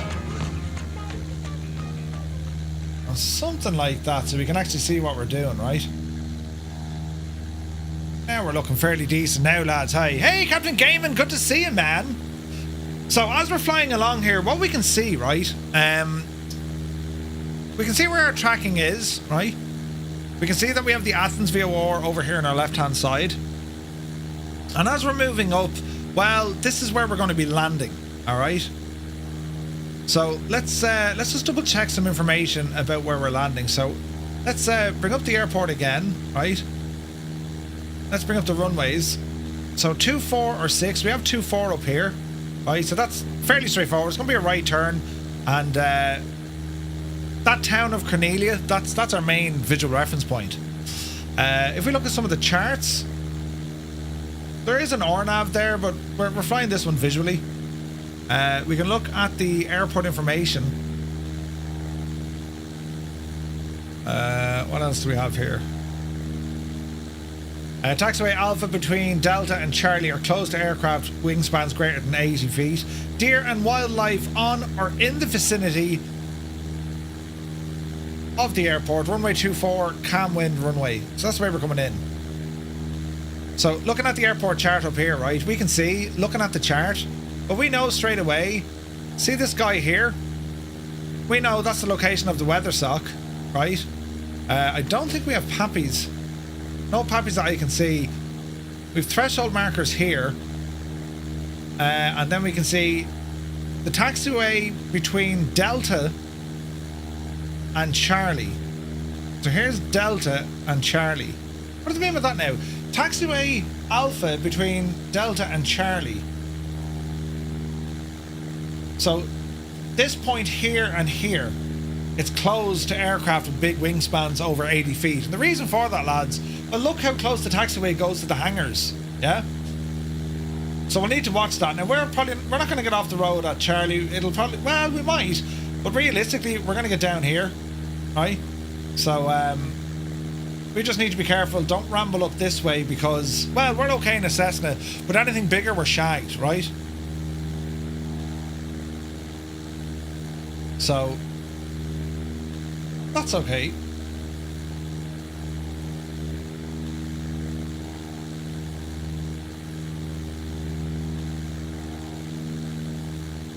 All is well in the realm. Quite a bumpy flight, isn't it?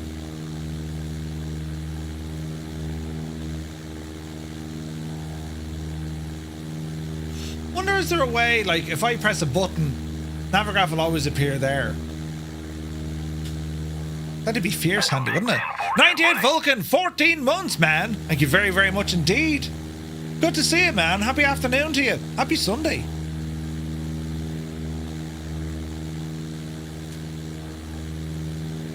There's lovely scenery here. It's very flat, but it's very, very nice. And like, we're heading, there's mountains ahead of us.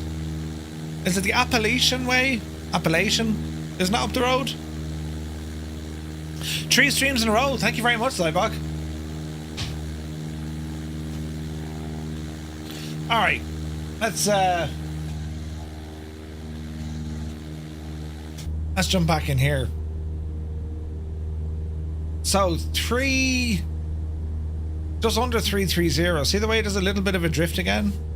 So let's move that back. And again, we're just waiting on this guy, on this white marker here, to start moving in. Once it starts moving in, that's giving us our little prep to say, right, we need to do a thing. Right? Let me see now. Fuel flow is still good. Airspeed is good. Fuel quantity, we're alright. We've enough to make it back again. Temps and pressures are fine.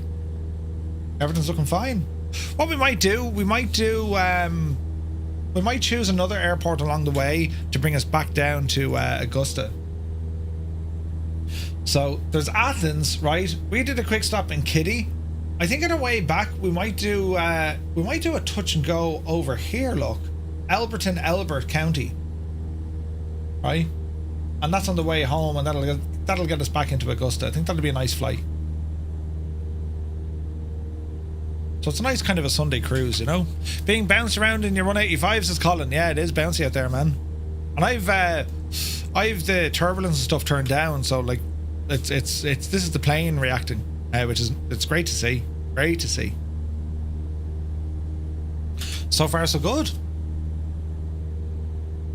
But as I was saying, I'm mad to give Garmin Pilot a blast. I used to use 4Flight. The Navigraph is great, as I said, and the value of it is you're getting the entire world coverage in terms of charts and all the rest, yeah. But I'm kind of itching just want to use something real, you know, a really FB, because there's a lot more features in it, and it can add a lot to your flights. I mean, you know, fuel prices, what time they're open at, all that kind of stuff, you know. So yeah, we'll see how that goes.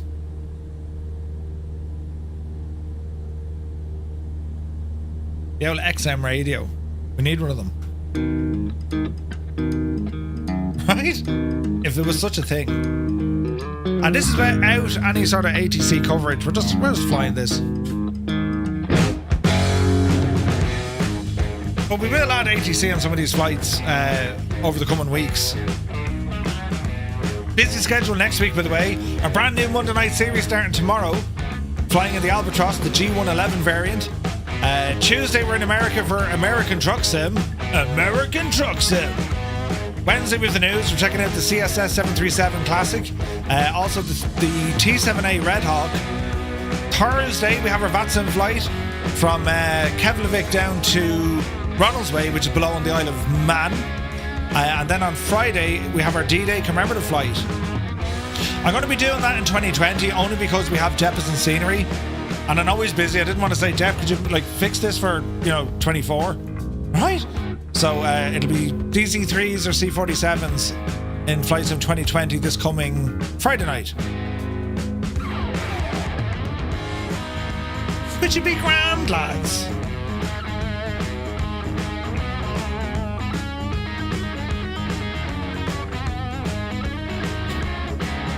Alright, no sign of that needle moving just yet. It will. Bye-bye, Skoda land. Let's keep our eye on this needle. Because that will start moving very, very soon. Here's the Athens via War. So, from our location, it's, 230, 220. So it's starting to come down. You can see where the dials are here, where it's trying to come in.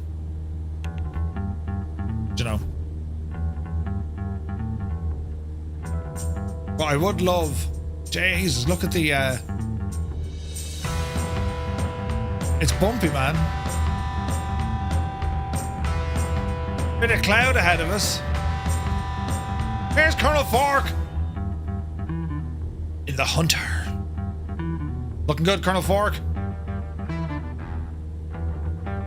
Yeah, so the cloud's coming in. This makes it look way nicer to fly in. Blue skies is always great in the real world, but in a sim, throw it at us. We want to see compelling weather. You know what I mean?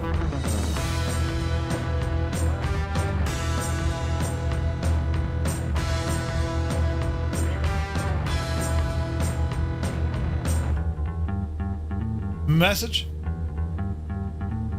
Set course 326. Don't need to worry about it.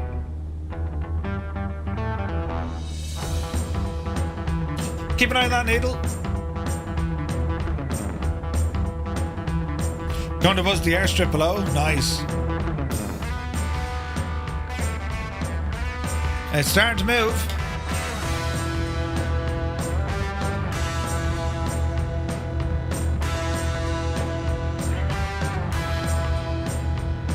So 2,500 feet is what we said we wanted.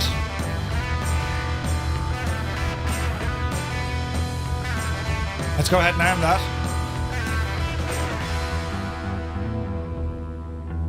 Off we go. I always enjoy live weather on the sim. Do you know, I don't think it's been so long since I haven't flown in live weather. If it's the case that we're trying to fly and we want to check out scenery and real world, it's then you need to change it. But a lot of the time, I stick to live weather as well. It's more realistic, do you know?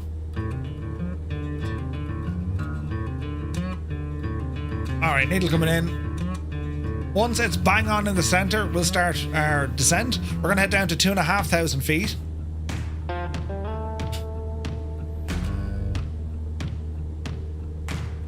We're 20 miles out. See what happens. Live weather in a chopper can be interesting. Yes, it can. Are you spending much time at choppers, lads? It takes quite the bit to get used to them, but oh man, they're very rewarding. Kind of after you spend a bit of time and you start getting things right. It's awesome.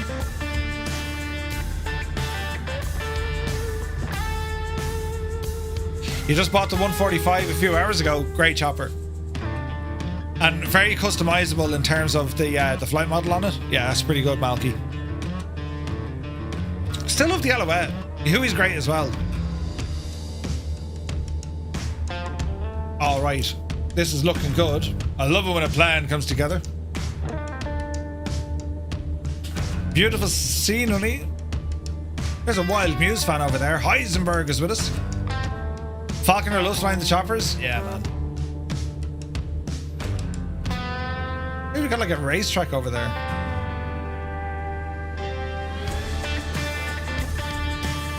All right, let's have a look at this.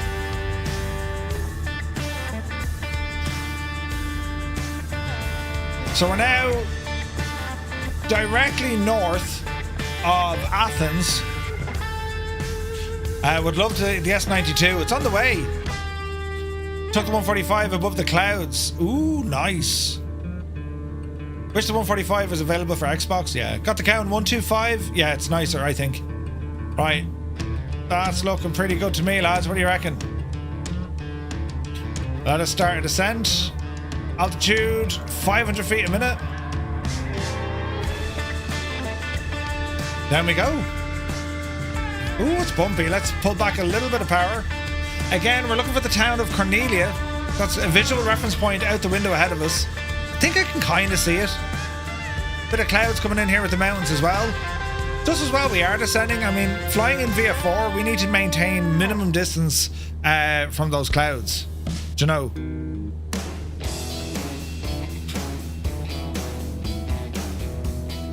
I'm doing the world tour with the H160 with Alison. Nice. Yeah, I haven't found the gimbal in quite some time, Gregor, but great bit of stuff. There's an S92 on the way from Counsim. Alright, so we're going to be planning for a right turn to join the pattern on the downwind, then left base, and then in for a full stop. We might pick up a drop of fuel, then we'll plan our flight back to Augusta and see how we go from there. But this is the WB-SIM Cessna 172 working with the Boris sound bag. Took a little bit of time to get it up and running, but it's whirling. Colonel Fork, look at the absolute state of you. Brilliant. The skies are no longer safe.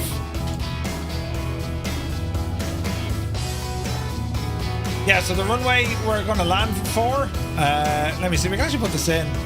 24 Dougal.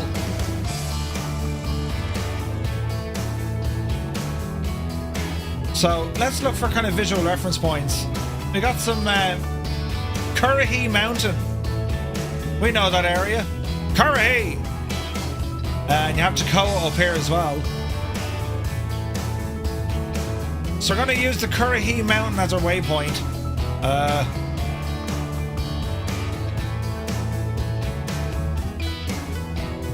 I would say that's it there, yeah? Sky, very good to see it. You can follow the railway in. Ooh, nice.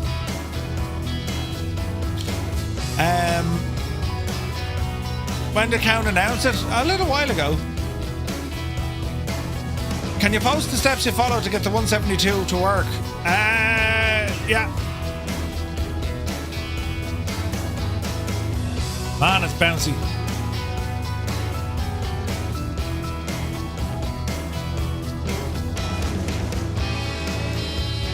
I reckon that's Toccoa. And that's Currahee. Currahee!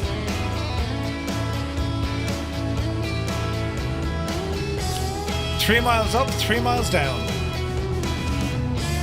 There's Valo.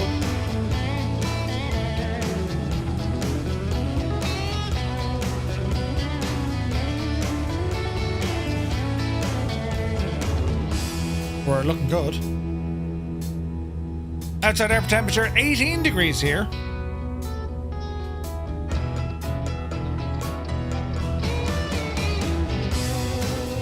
Is that the railway that Dougal's talking about just there?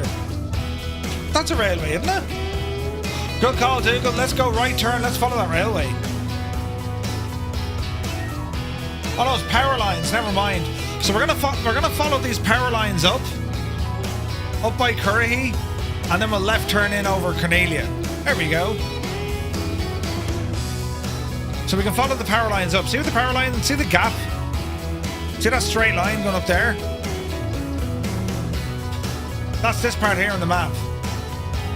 We'll fly around Currahee, left turn with the power lines, or we can follow the railway. In actual fact, we'll follow the railway. That'll be nice.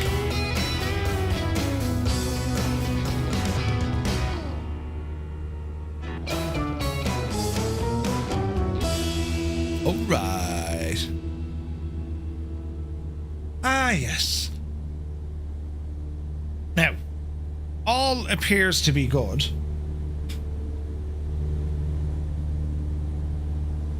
It's still bumpy, but we're good. Do you know, I've never flown past Currahee in the sim. This is a first. Why haven't I done this? I don't know. Bit of wind blowing us off course. We can see that, but we're fine. Little bit of cloud cover coming in. We can hide the map, so once we know when we pass Currahee, we can follow on the power lines for a little bit, pick up the railroad, head left, and we're looking for the town then of Cornelia, which is just beyond it. Speed. Let's add in a little bit more power as we're sitting on 2,500 feet, right? Terrain up here is about 1,500 or so. Should we get out and run up Currahee? 3 miles up, 3 miles down. Band of Brothers is an absolute friggin' masterpiece. A masterpiece.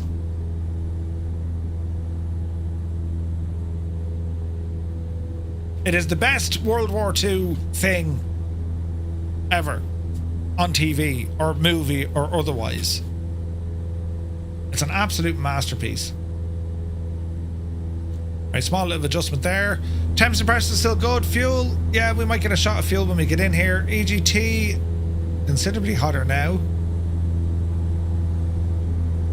Fuel flow is going to come up a smidgen. It's bouncy. So where's the Toccoa camp? So I mean, if it's got to be, well, I doubt it's a camp anymore, is it? Is there still a military base at Toccoa?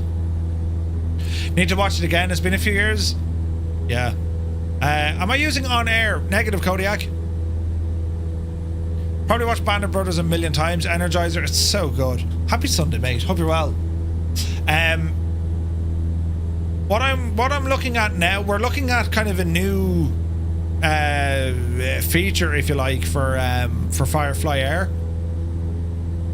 For those who want to use it, can use it. For those who don't, they continue on using what we currently use. So we should have something in the next couple of weeks for that. It's exciting though, because it looks class.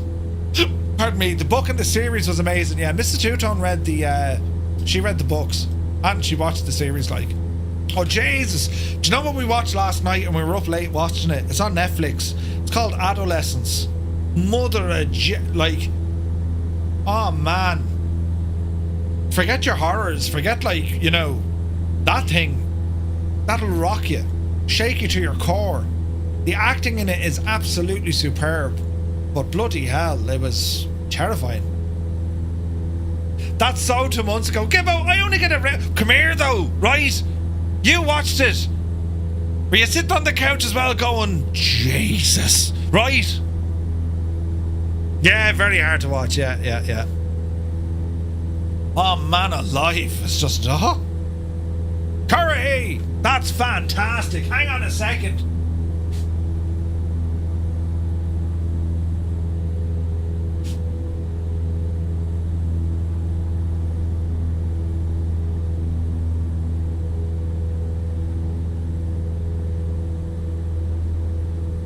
This'll do.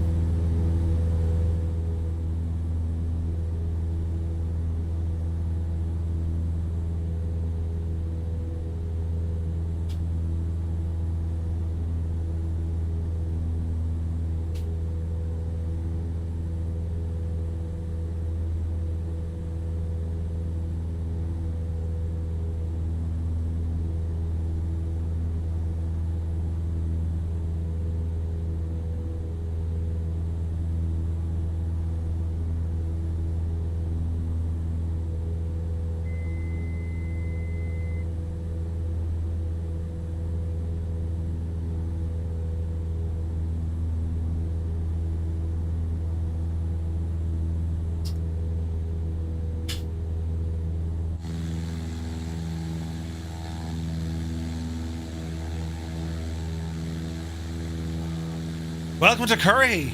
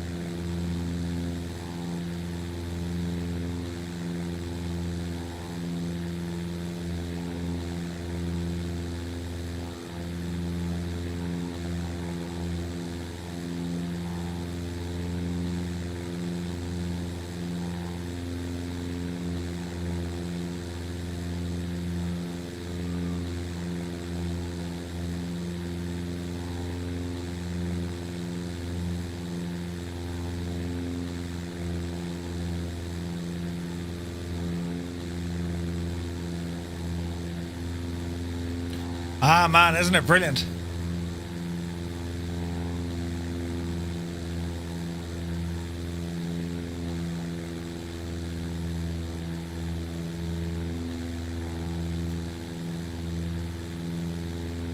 Isn't it great to find a landmark like that? Jesus. Of all the times I've flown in the sim, we've never ever flown over Currahee. That's awesome.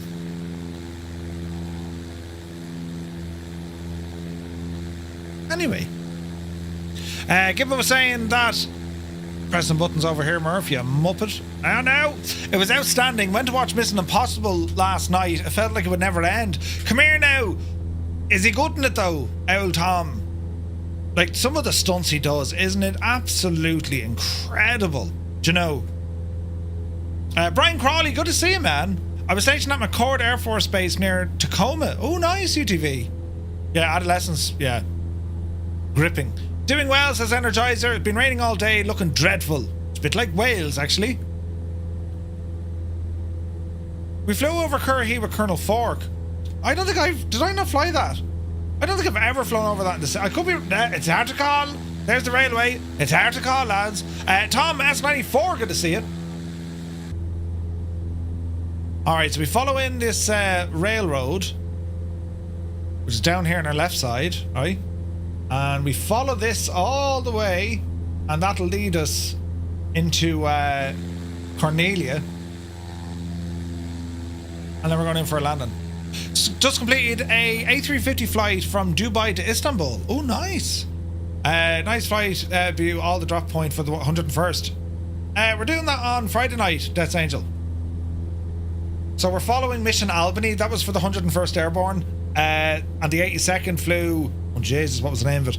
But we did it last year, but I love it, man. It's the 81st anniversary of that flight and of D-Day. So yeah, I'll be... we're flying that on Friday night. Right, I want to keep that railway. I lost the railway. Oh, gee. Oh, no, I found the railway. So we'll follow this feeler in.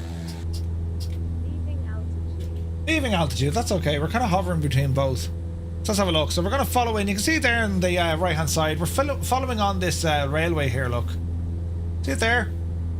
Leaving altitude. New Switzerland it's called. Right beside a place called Stottsville. Interesting. H driver, come on in, bud. We're on the Southeast Asian server. So this is going to be Cornelia just up ahead of us. We'll turn off the name tag so we have an idea of what we're looking at. Runway should be dead ahead. Which it is. So you want to be careful here. Don't Harrison Ford this one. We got a runway and a taxi.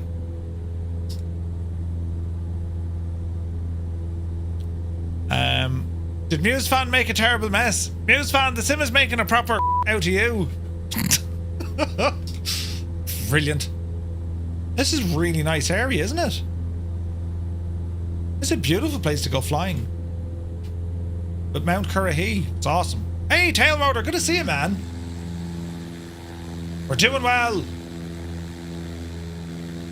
Fort Lewis next door to McCord, joint base designation. Or designation. Sweet. DC3 is warmed up for that. Noise. Alright, so we got Stottsville, Mount Airy, Cornelia, and Baldwin, all this neck of the woods. Alright. We're visual with the runway, so we'll proceed on in, right? You wanted a taxi with your wingtip on the ground to see if that would work. Come on, Muse. Always trying science. Good old Muse. Right, Mixture Rich. And we'll ramble on in here. This is a full stop. We're going to grab some fuel. And we'll start then planning our return leg back down to Augusta. Alright, so elevation of the airport here, just under 1,500 feet. So 2,500, that's our pattern altitude. So we're actually going to join the pattern on a final. We're just over 3 miles out. Hello there. Hey, Viberstrike, good to see you, man. Happy Sunday. Alright, start bringing this power back. We are a little bit high. Ooh, easy, easy.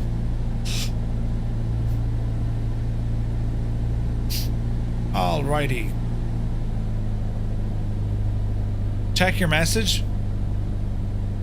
What message, Viper? Easy. Leaving altitude. Grand Wazoo, good to see you, man. Tier 1 for 19 months. Hello there. Hope you're well. Alright, what's the speed coming in here?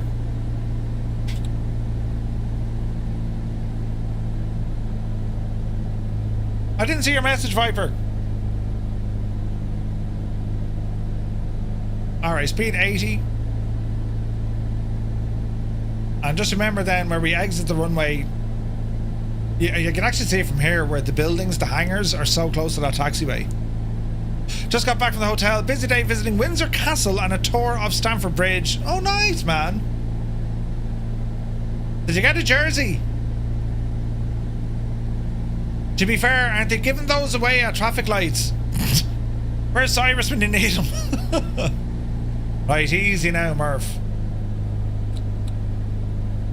Speed is a little bit lively. Second notch of flaps. It's a sad Sunday. Back to work tomorrow after 10 days off. Oh no! You poor old devil phantom. Alright, what's your approach speed? 70 is our minimum for this. Nice and shallow.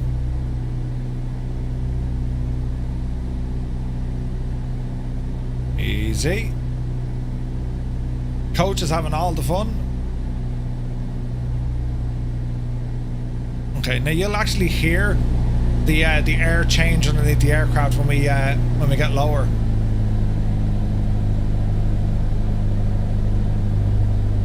All right, hold the nose, bleed the speed, keep bleeding the speed. Easy. Touchdown. Alrighty, keep your centre line. There's 40 knots. Little bit of manual braking. Was there not an exit down here to the left? No. You got a cool scarf. Oh, nice. And a photo of the 2 Champions League trophies. Nice. Alright, bring our flaps in. And we'll taxi up to the ramp. Well, bro, good to see you, man. Happy Sunday.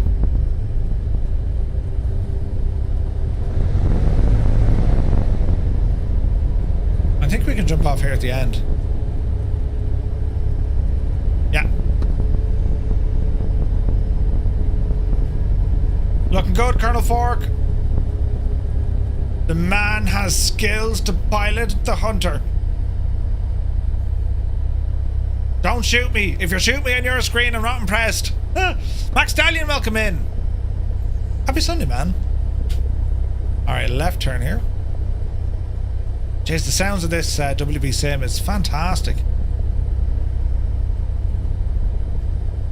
Ace Driver's with us. Looking good, lads. The model matching isn't great at the minute. Nothing I can really do. I was getting a lot of CTDs with it set to Ultra. Let's hoping that Sim Update 3 fixes some of that. Alright, transponder, stick you back on the standby. Landing light comes off, strobes are now off. Peter heat, don't need it. There's Coach. Kind of a nice, respectable kind of a fella. Let me see. Raphael, thank you very much indeed. Welcome in. And then he made a complete and utter balls of it, look. Alright, let's swing into the right here. Drop of fuel required.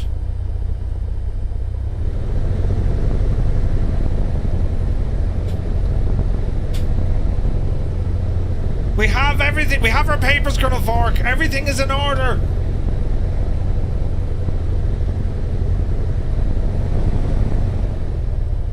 Easy now. All right.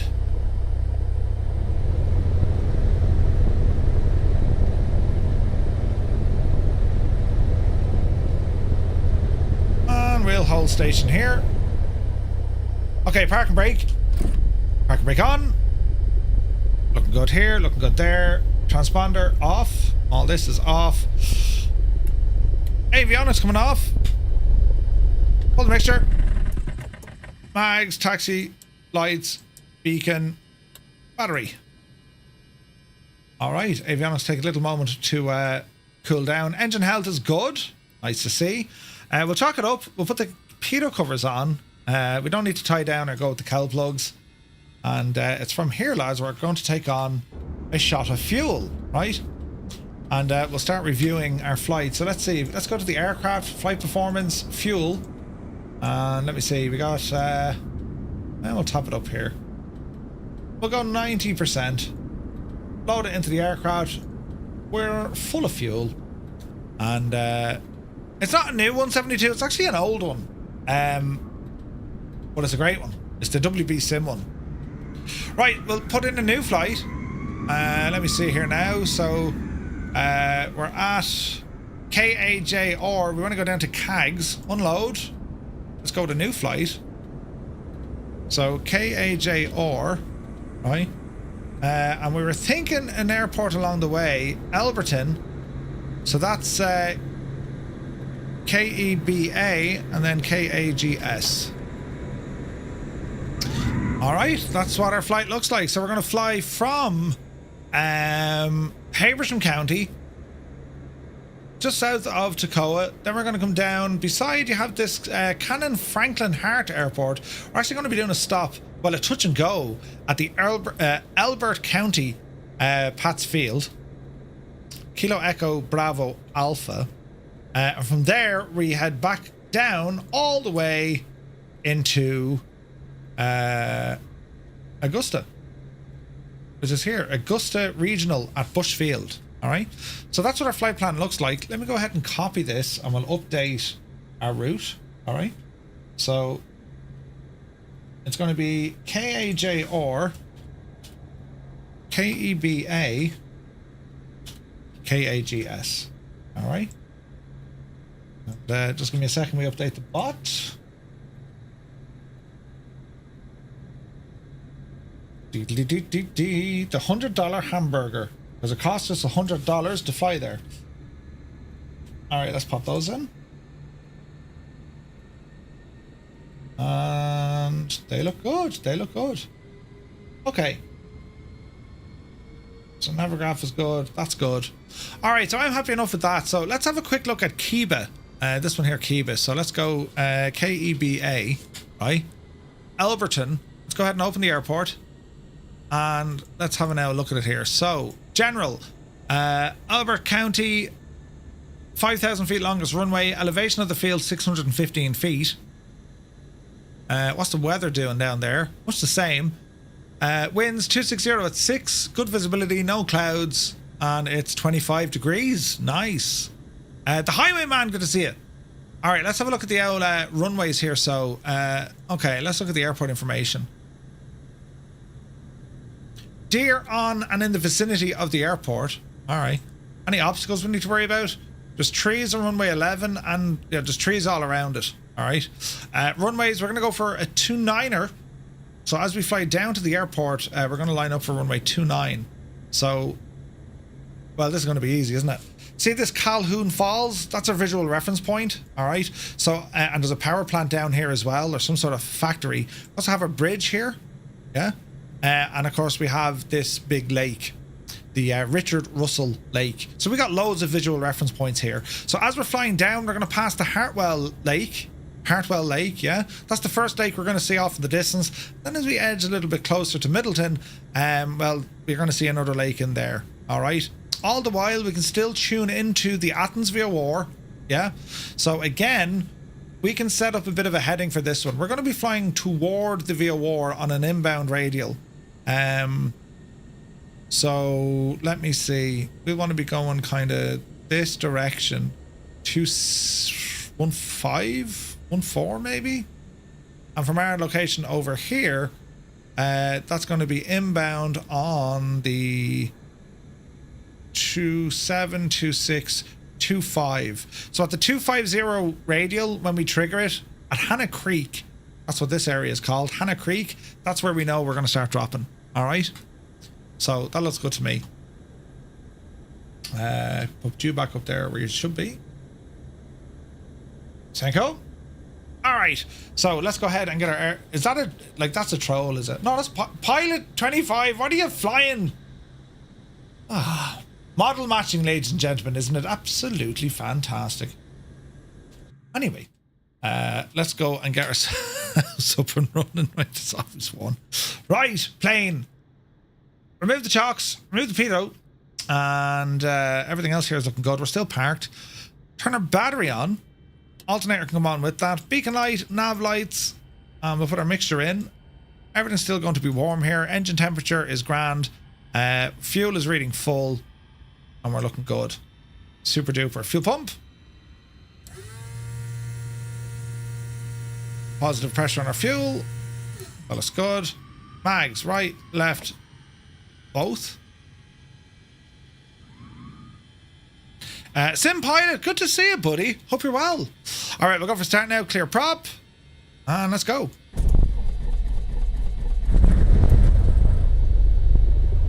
Easy now. All right, there's a good start. He's back in the mixture.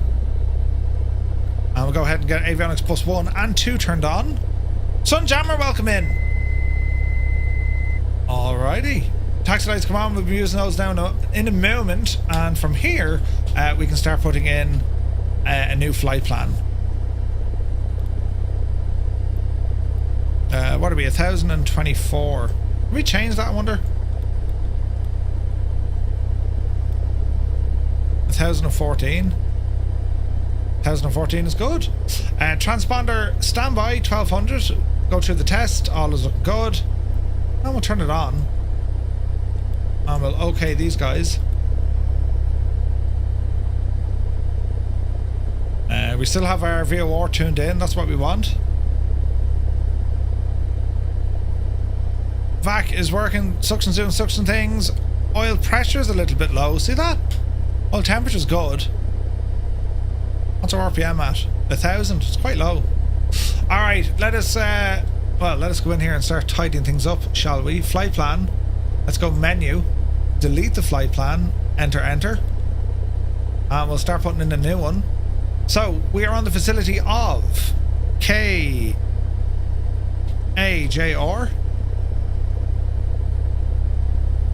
Let's unload that flight and bring in a new one. Our destination, well, we'll put in a waypoint, KEBA.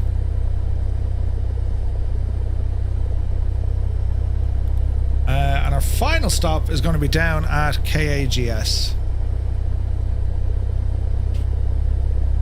Enter. That looks good to me. Alrighty. Okay, that looks good, that looks good. 2500, we're now going eastbound. 3500 will keep us fairly close to the ground. We'll go with that. Alright. And let me see, we're going to go runway heading. It's going to be runway 24 we're blasting off from. Looking good there, there, and there. Pitot heat, we probably don't need it. It's too warm. Alright, we look good.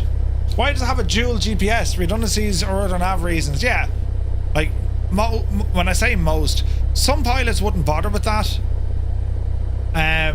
It's more expensive, you can imagine, right? Avionics are wild expensive. But redundancy, but also they like having two screens. You know, you can keep information on one and something else on the other. Right, friends. Off the brakes. Easy now. UTV, have a great day, man. So we want to be careful here when we go taxiing. Just keep an eye on the distance between us and the hangar buildings.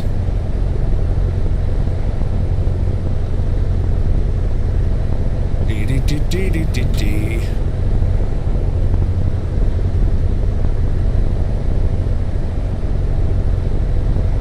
Alright, loads of room for a Cessna. Okay, 3500, that's dialed in. Flight is dialed in. We're on VLOC. We're going to go nav mode for this one. GPS, sorry. And when it comes down to what we're going to use for VOR, we were saying, what, about 240 was it? 240.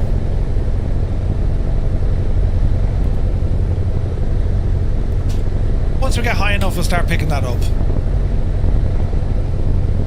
Yeah, they are pretty much synced, yeah. Airwolf in the Hunter as well, looking good.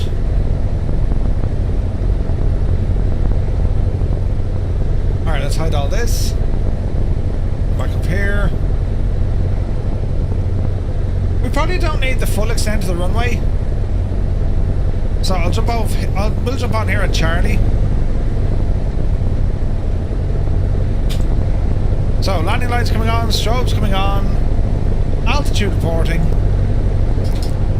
We'll go for notch of flaps. Flight sim 24 freeze, reloading. No worries, Goblin.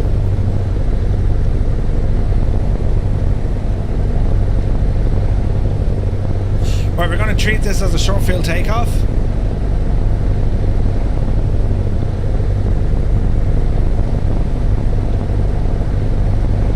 Alrighty then. Okay, mixture rich. Flaps are set, power coming in. Hold the brakes. Off the brakes. And airspeed live.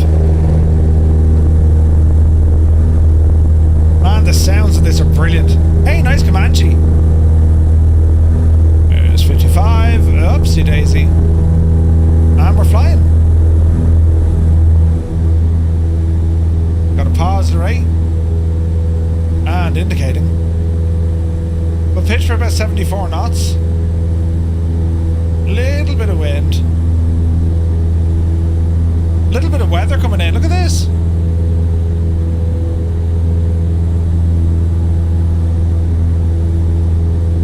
God.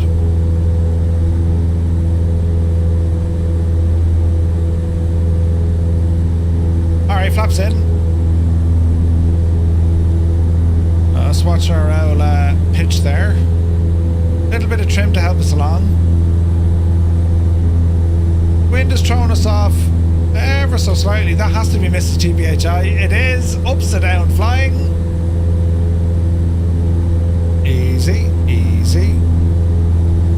Alright, so 3,500 feet, go ahead and arm autopilot on.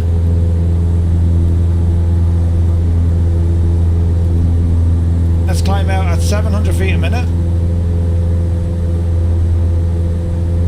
VOR is coming on.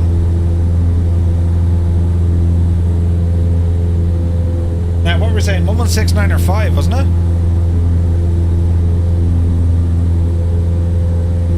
169 or 5. Alright lads, so it's going to be a left turn coming in now. And let us head all the way over. Let's go 150 first. Altitude. There's 2,500. We got 1,000 feet to go.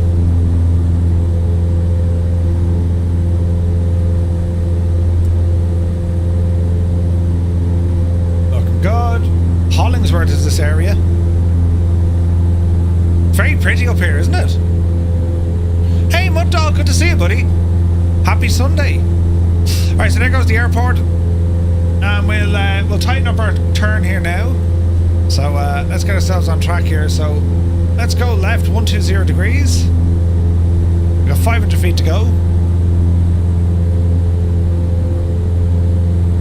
That'll align nicely.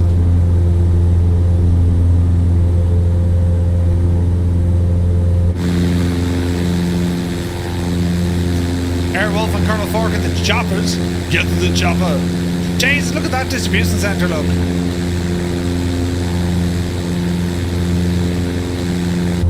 It's only huge.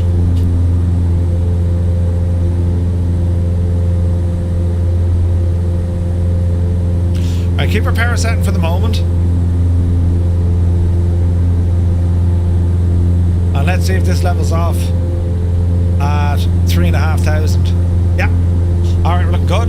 We'll get some speed up, then we'll lean the aircraft. Jeez, look at the views.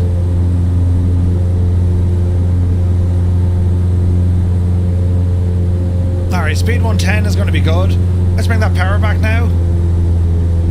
Let's call it 2400. Watch our EGT rise.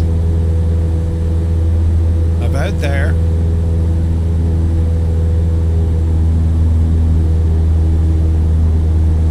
Easy now. So give us about 110.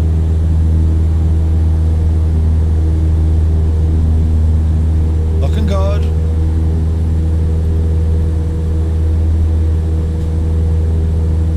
We're getting no reading on this. We're flying to it. That's what we want.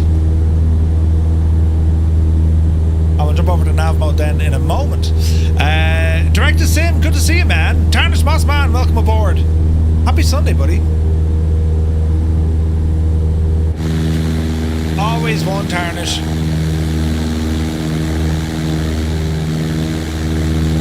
The hunter with like the world's most strongest and most deadliest military dude out the nose of it. Quick flight, you need to fix that. Yeah, it looks lovely, doesn't it?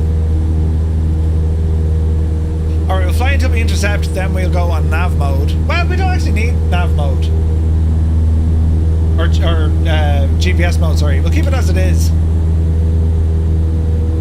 So as we're flying, we're going to keep heading down the way, and our visual reference points, it's a big lake. So we should see kind of a lake over there somewhere. A way off over there.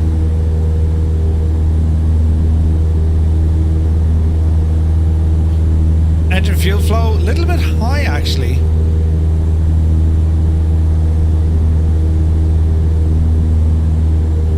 There we go, that's better. About 8. We're full of fuel. We're not going to get the same fuel burn. We're carrying more weight. Temperature and pressure is good. Vac and amps are good.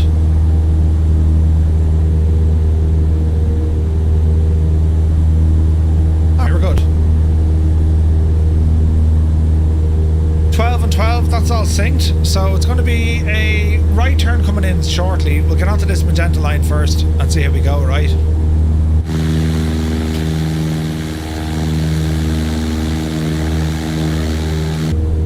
Okay.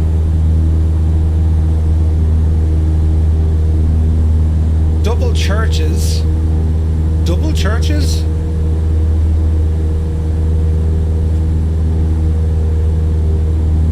Over here somewhere.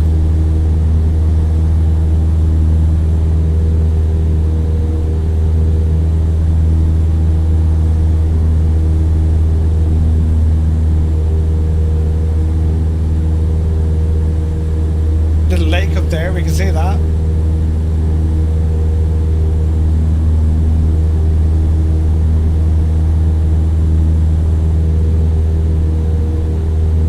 I don't see that double churches thing.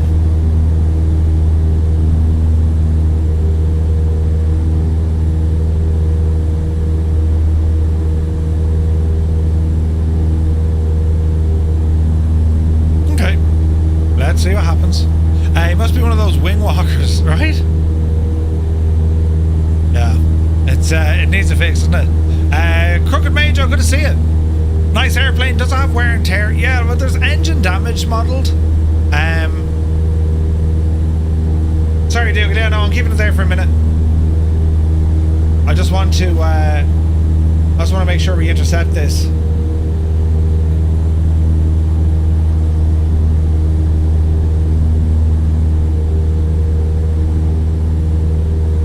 Like, there's a railway just south of Royston, and then yeah, we'll pick up the railway south of Royston. That'll be grand. That told you. I need to get into the sim again. Been sucked into road raft a lot. Oh really? Or roadcraft. Ah, nice. No, we're looking good, lads. We're looking good. We'll do a small course correction now in a moment.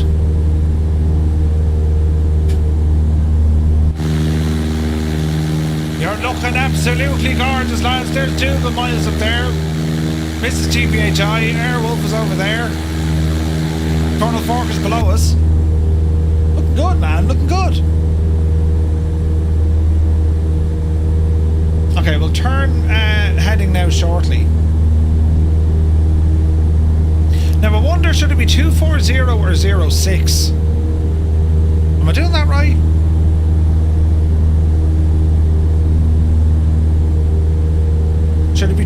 240 or 06?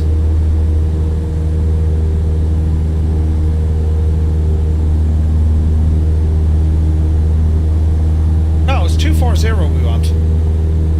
Yeah, we want to be flying towards the 240 radial, which is there. Actually, that's a little bit sharp. Yeah, not 240. Change that. It'll be 230. There you go. Right, that makes more sense.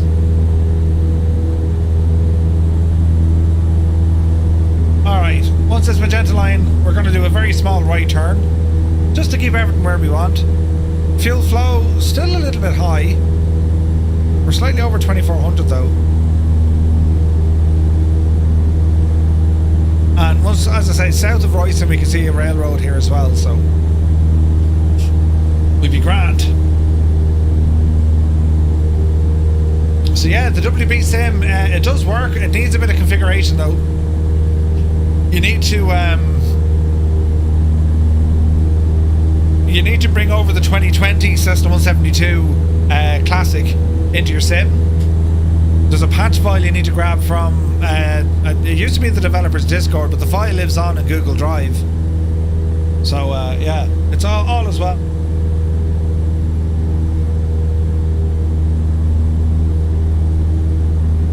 Alright.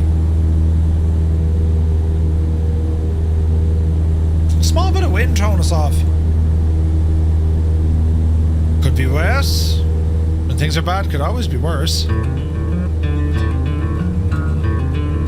We played that already. We played that already. Ah, Jesus Murph. What am I looking for? Ah, here we go. Ah, sure, listen. A Sunday drive at tunes, man. Lovely day for flying. Look at that weather, man.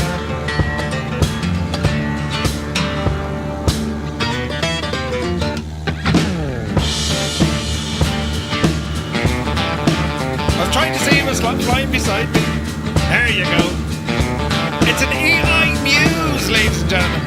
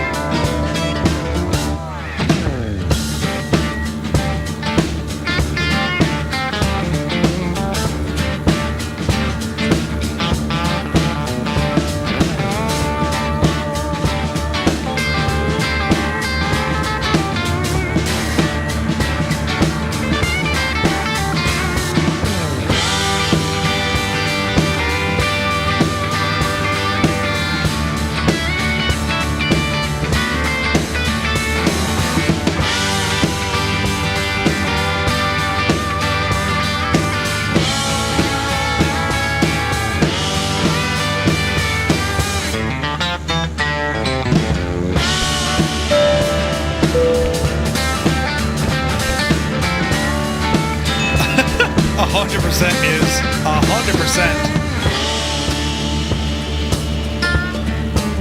Look at all the things we've done. Model magic.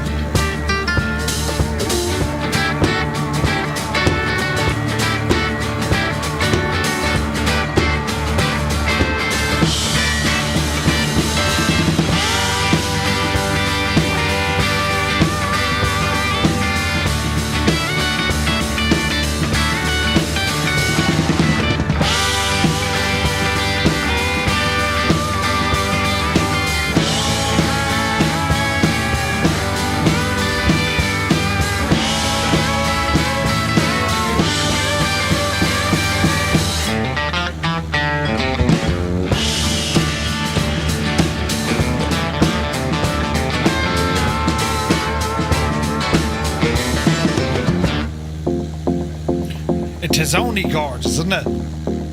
Beautiful day for flying. We're in the WB-SIM 172. We have the Boris AudioWorks sound pack. 'Tis absolutely stunning. Very slight right turn will be coming in here shortly. We're cruising here 3,500 feet, about 110 knots indicated, giving us probably about 107 over the ground, 117 over the ground.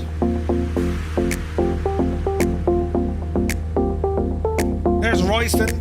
Eyes out now for the railroad.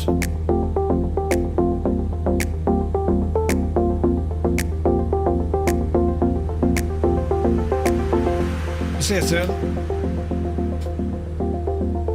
Alright. Let's go 5 degrees to the right. 1, 2, 3, 4, 5. Pete! Good to see you, Peter. Hope all is well. 20 months, my dude. Thank you very, very much indeed. Hope you're well. Nico managed to get it working. Good man yourself. Excellent.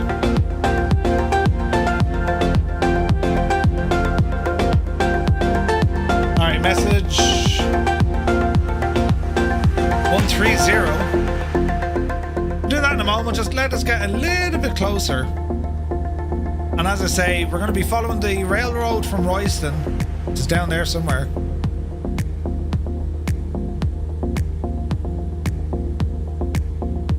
That must be Royston. So looking at the map, the railroad, there's the railroad there, I'd say. Okay.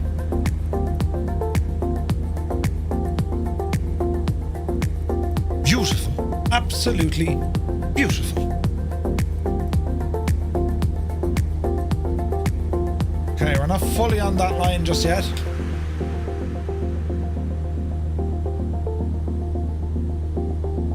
Filled up our fuel. We got our lunch. We're going to be doing a touch and go on our way back. It's just a great day for flying, isn't it? Bit of weather now as well. Falconer, Jersey Devil, Bio Gamers, Muse fan is with us. Velo, Dougal, Digital Mark, Heisenberg, Airwolf, Vulcan, Lucky Bo is there. Captain Cocktail, Semantic Warriors over there. Looking good.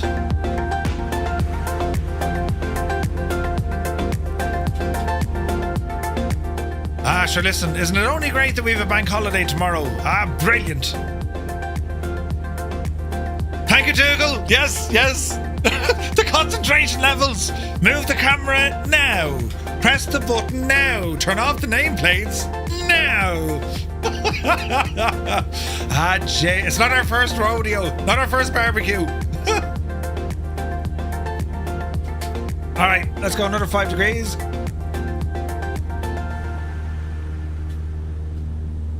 Sure, that was only fantastic.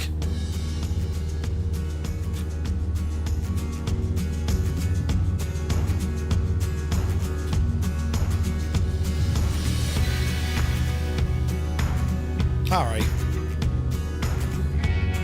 I just love that we can do VFR stuff out of the box. I'm half thinking this week as well, I might, at some stage during the week, I might jump into the 172 back in X-Plane. I might. But yeah, as I said, it's a busy week of streams. I'm so happy this aircraft now works in 24 between all the stuff. Yes, Tarnish. Well, actually, I don't know. I'd say so. We just don't have model matching working. I had to turn it down a notch. So we continue on. We're going to wait for this ticket to move into the right side this time. And then we can start planning our approach for a touch and go.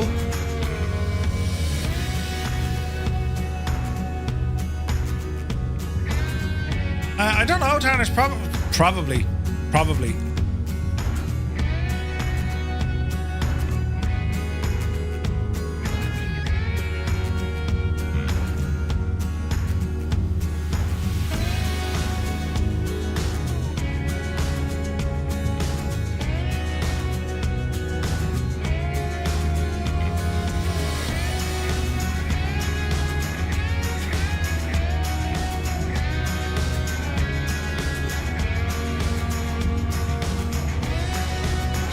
1 second now.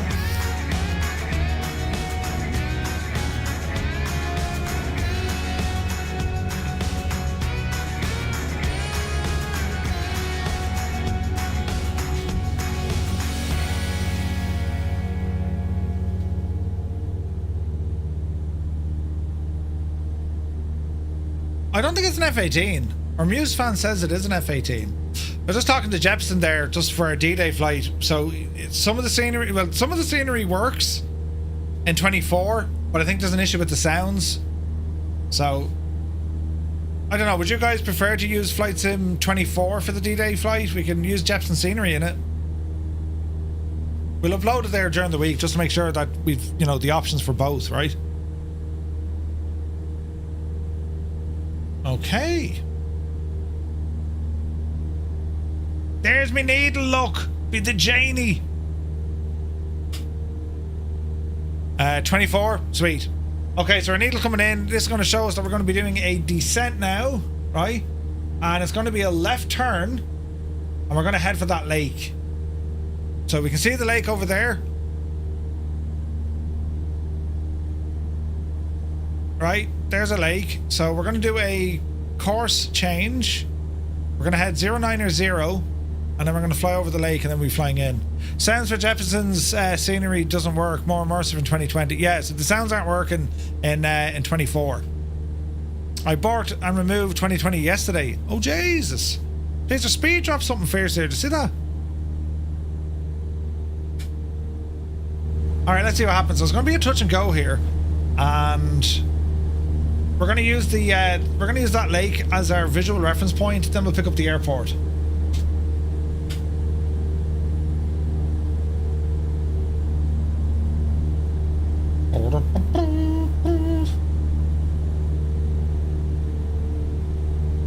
Retriever Neil, good to see you. We're trying to watch this while walking the dog in the woods. We'll try not to walk into a tree. We were out for a walk earlier on. Willie VR is here, good to see you. Working on setting my new 9800 X3D. Nice. Cart EGM, come on in, buddy. Come on in. What was the old behave? Jesus, Willie. He pressed a button. Co-pilot for 6 months, man. Thank you very, very much indeed.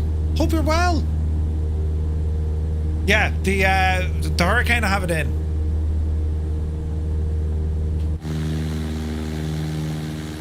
Beautiful. Absolutely beautiful. Hey, Jersey Devil is with us.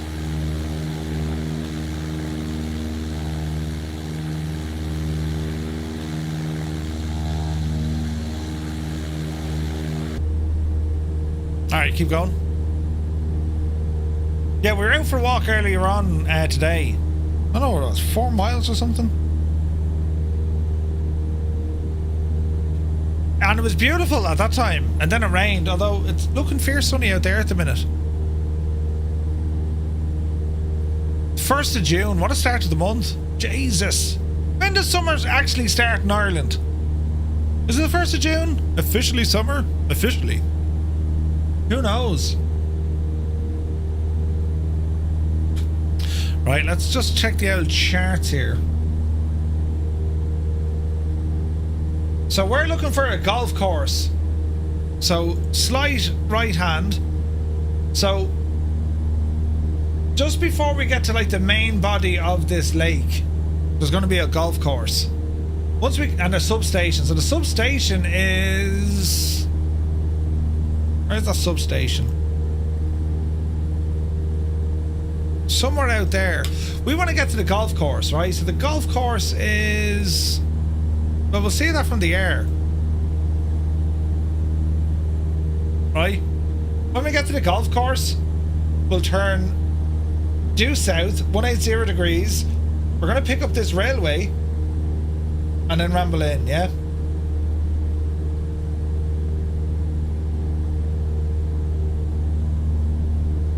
Alright, let's see what that does. So keep your eyes out for a golf course. Summer was 2 weeks ago.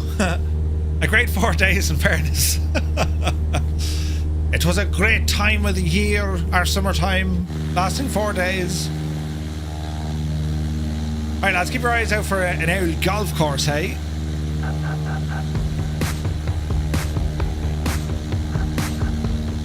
had a CTD. I don't believe it. Yeah, poor old devil. 54 likes over on YouTube, lads. Thank you very, very much indeed. Legendary stuff. Legendary stuff from legendary viewers. Alright, so this golf course then. Is that it there?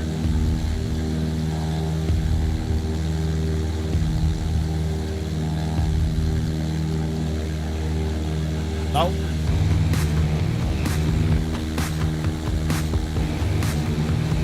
That's it there.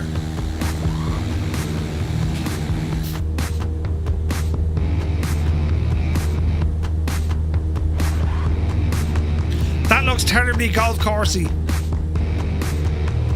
So once we get to the golf course, it's right turn heading 180 degrees, then the airport will appear somewhere over there. And it's a touch and go on this one.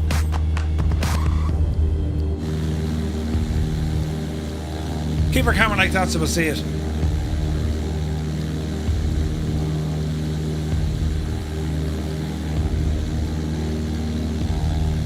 Beautiful area, isn't it? Have you seen?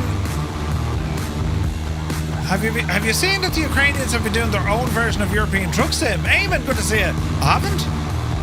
I have the I have that Australian one to check out as well. I haven't gone near that, man. Okay. Does anyone see a golf course?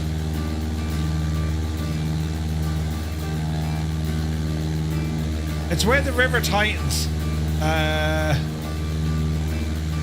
Oh, it's right there, look. There's the golf course. Oh, you can see the fairways and stuff. Look, that's deadly.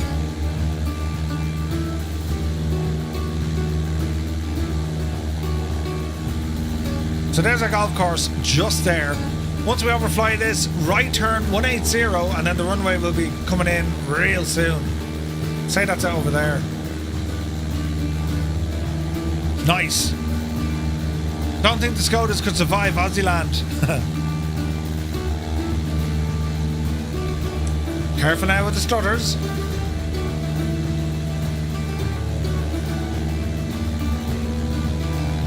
Alright, so there's our golf course. Look at that, isn't that awesome? See all the bunkers, the sand dunes, a bit of a lake over here as well.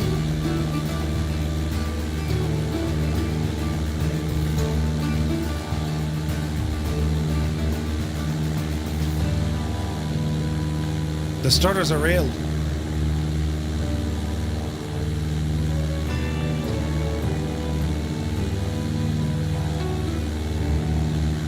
Man, that's awesome. Look at that. Okay, right turn coming in 180 degrees. There she blow. Alright, quick check. 180, that's going to take us straight down. We're going to pick up the railway. Right turn then as we come back over the lake. This is called Middleton, and then we're straight in.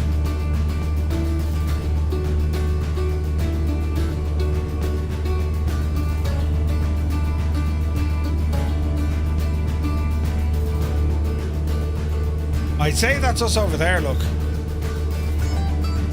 May need you to refresh your NFS.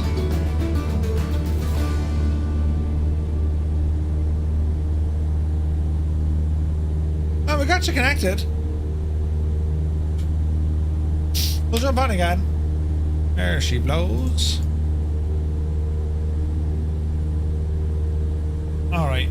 Jeez, we're getting stutters again, lads. What's going on?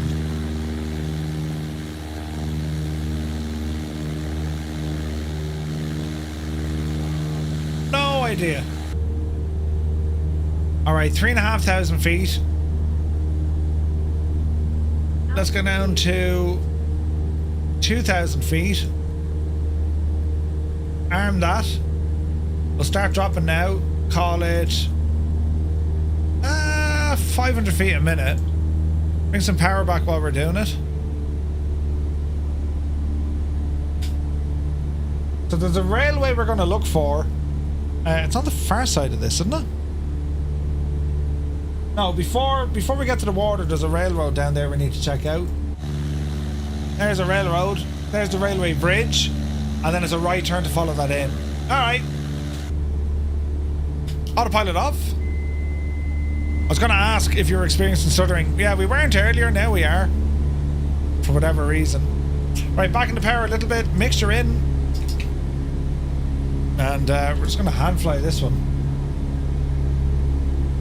And we'll follow that railway. There's the bridge. Just out the window. Descending here nicely. Small bit of a right turn. And that airport is going to appear very quickly then.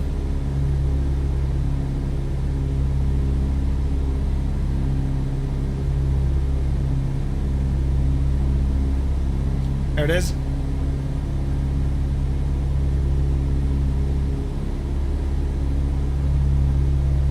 Alright, touch and go. A splash and a dash.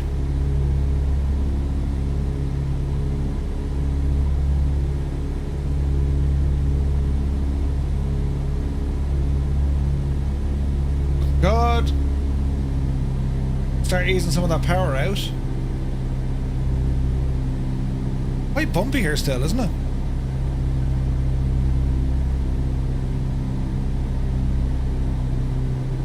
Easing out.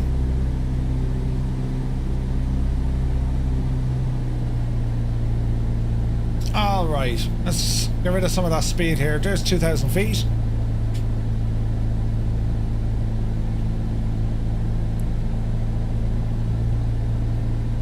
Easy now. Starters here as well. Yeah, all of a sudden, right? Leaving altitude. Alright, just drop below 2,000 feet. Been 100 knots so far. Lots of flaps coming in. Add a little bit of power. So far so good. So touch and go, climb straight ahead and then roll out to the left. Take a little bit of trim off us.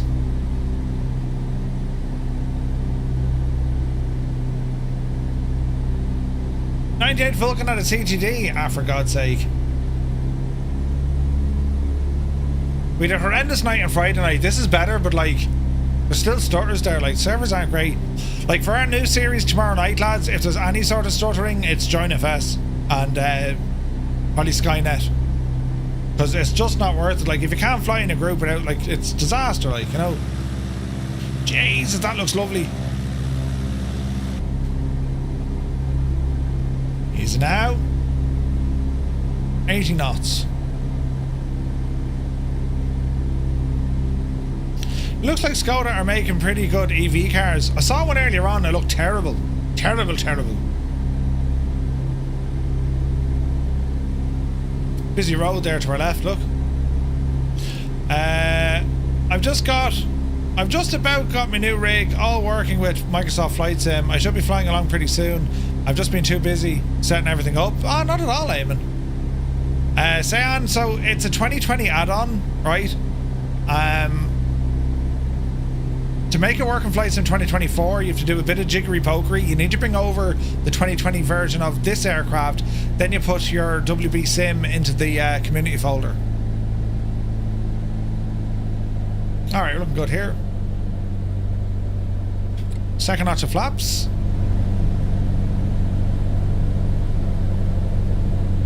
Ah, Sim Pilot, cheers man. I used Reshade. So that's the sim without, that's the sim with. Rumble onto our Discord, you'll see what the crack is with the reshade settings. Alright, watch your speed, Murph. That's only 65, we're alright. Runway 29er. Easy now. Easy, easy. Alright, hold the power, hold the nose. Touchdown! Power coming in. There's 60. Oopsie daisy. Touch and a go. We'll pitch for about 74. Decent.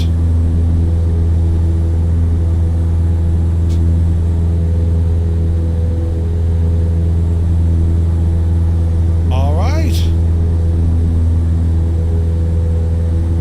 Flaps in. Need to upgrade the PC to handle 2024 first, right? Victor, good to see it. Alright, decent climb out. Bit of trim here now.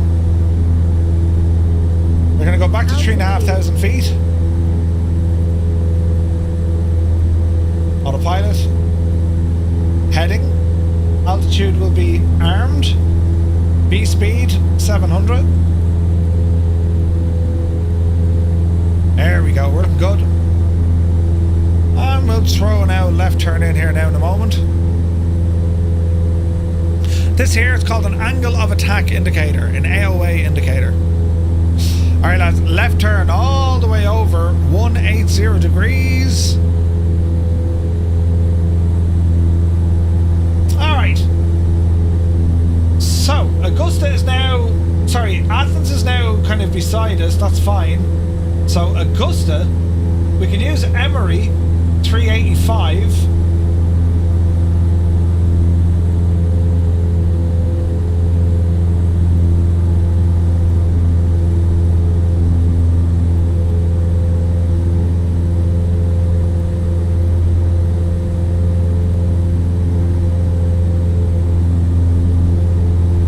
That should dial in. 385. Right.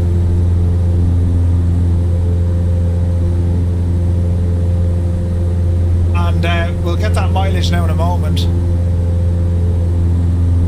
Change our heading now to intercept nav mode. About 130. Let's change our CDI back onto GPS. Speed is okay, coming up on 2,500 feet. Drop a tiny bit of mixture.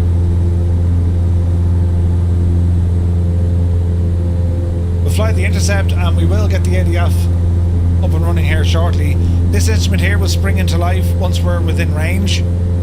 DJ Seamus, good to see you. Happy Sunday, man. 3,500 feet. No, 2,500 feet. We got 1,000 feet to go. It is armed. Is it armed? Now it's armed.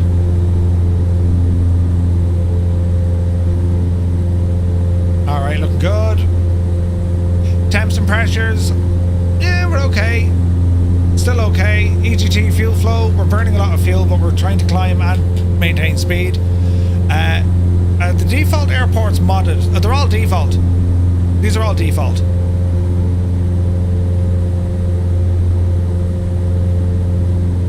Alright, looking decent. Message coming in. It's going to be a course correction 142. I'm on 1.4. We're slightly off.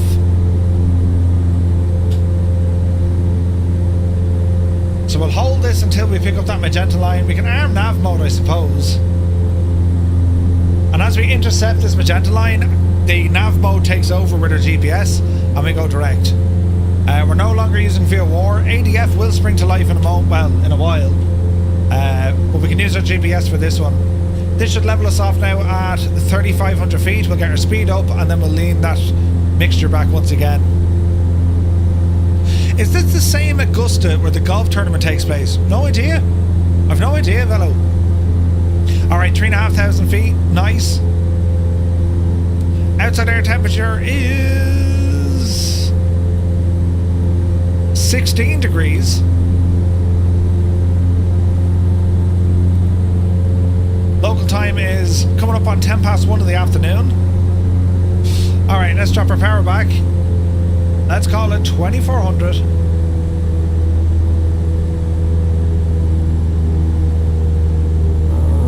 Roughly there. Fuel flow back to around 8 gallons. That's phenomenal, that is, in a Cessna, isn't it? 8 gallons an hour, Jesus. Any kick out of ADF yet? Actually, what's my heading going to be? We are on 1... Yeah, heading's okay.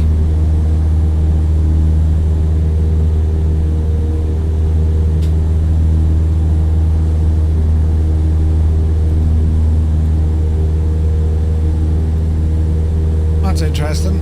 She won't arm nav. Why is that? Oh, it's suspended, look. Message. Set course. Oh, Jesus. ADF just came alive. Brilliant. Hey, Bartek, good to see you. It works, but yeah, it takes a bit to get it set up, but it works. Probably Pete, good to see you, buddy. Happy Sunday. Alright, our ADF is working well. We're slightly off that magenta line, but I'm not too worried. Now, the accuracy of an ADF, an automatic direction finder, is never going to be bang on, right? The frequency, I like the way it's hopping. That's real world stuff, right? As we get a little bit closer, that tightens up. Less movement. But you can see it's not actually dead ahead. It's slightly to our right. It's more on the 140 heading. And because we have a little bit of wind here, we haven't rejoined this magenta line yet, right? So what we're going to do, we're going to change our heading over to 130. Now we're going to arm nav mode.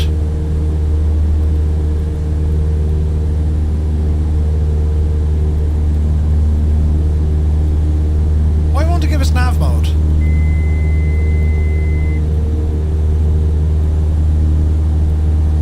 That's just interesting. Let's see what happens. It should do. Alright, there she is. It's after picking up nav mode now. This will give us a little right and then a hard, little left and then a hard right. There she blows. Speed is only doing 100 knots now. We were getting 110 earlier. Have we a tailwind? Bit of a tailwind. Alright, so arriving back down to Augusta. Let's go and have a quick check in the airport. Runways. Back one. Runways available. What did we use before? 17, wasn't it? Alright. 17's not a good option. So I would say 35 or 08. Let's go with 35. So we're going to land the opposite direction of where we came in, right? So, as we fly down to Augusta, we'll just spin around. Hey, you got a waypoint here of Nixon, look. Alright. ADF Simple older has an advantage over VOR. It's a lot older and it's no way near as precise. VOR, you can track a radial, meaning that you know in relation to your aircraft where it is and on what radial, right? And it's more accurate. With an ADF, it just points you in the direction of where that station is. It's over there, look, it's that way. VOR, it's far more accurate because you can tune in to directly to that specific radial being pushed out. You know what I mean?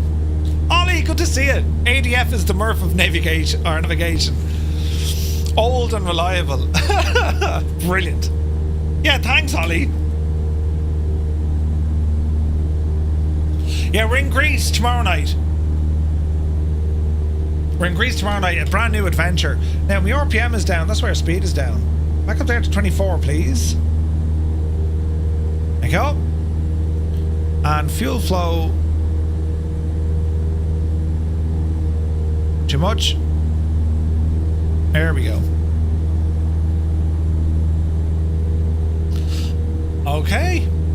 We're looking good. We're about 50 miles out. And the ADF she'll always vary based on what we're doing, yeah? And I like the way it's giving you that kind of a bounce, you know? This is terribly pretty, isn't it? Jesus, lads. It's absolutely gorgeous. Hang on, we'll do one of these, look.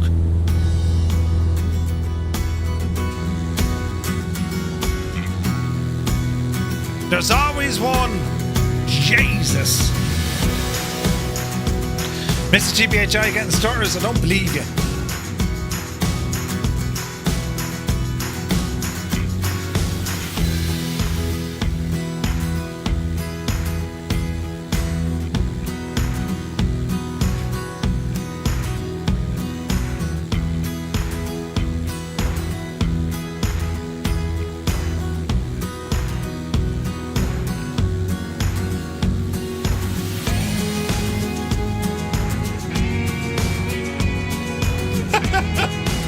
Maybe, Dougal. Maybe.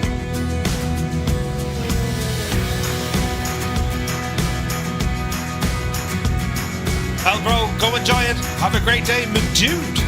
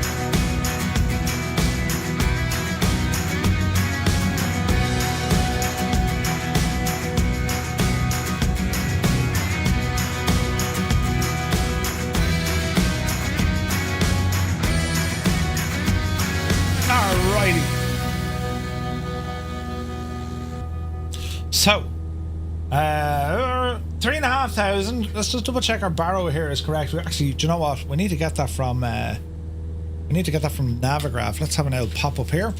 So, Zvedder down back at Augusta. Loading the meter. So we have winds variable 8 or 5 knots. Great visibility, 28 degrees now. Right? It's got up 10 degrees, look. Altimeter 29er, 89er. That's grand. Any NOTAMs we need to worry about? Obstruction, AGS, nav, ILS, runway. Okay. Obstacle at the tower, that's all okay. Right.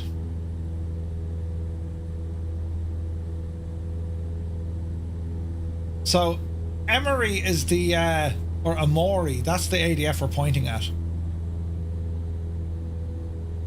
That's all good.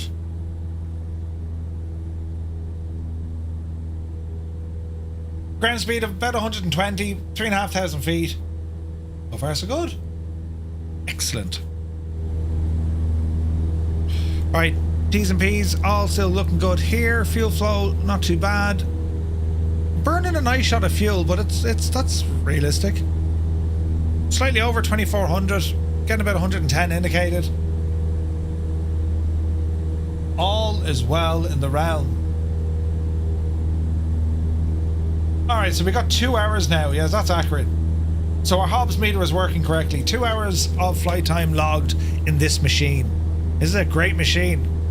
Doesn't have the speed you'd kind of want for kind of cross-country stuff, but like, just getting out for a flight, and you have that extra realism, do you know what I mean? There's Jersey Devil. You have the extra realism because, well, you know the aircraft is behaving, you know?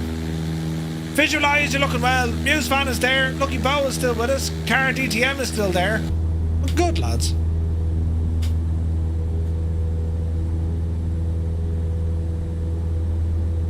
Like, in order to get this gadget working, as I said, you need to copy over the 2020 version of the Steam Gauge Cessna. Pop that into your 24 community folder. There's a patch available over on the developer's website. Or, well, it's Google Drive, right? Where is it? It's here in the chat. If you're watching back this video on YouTube, let me just edit the notes. I'll put a link in it here now.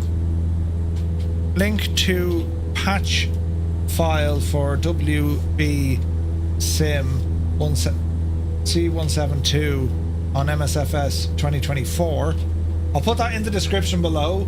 That's where the link is. You need that patch file, right? And then you have to disable the Cessna 172 SP, the one that's being streamed to you in 2024. You need to disable that, or just enable the 2020 version. It should automatically disable the 24 version. Alright, that's what it should do.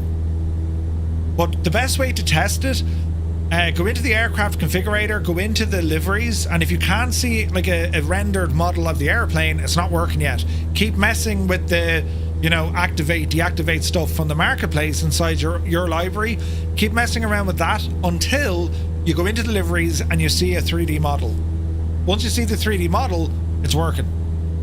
It's working, right?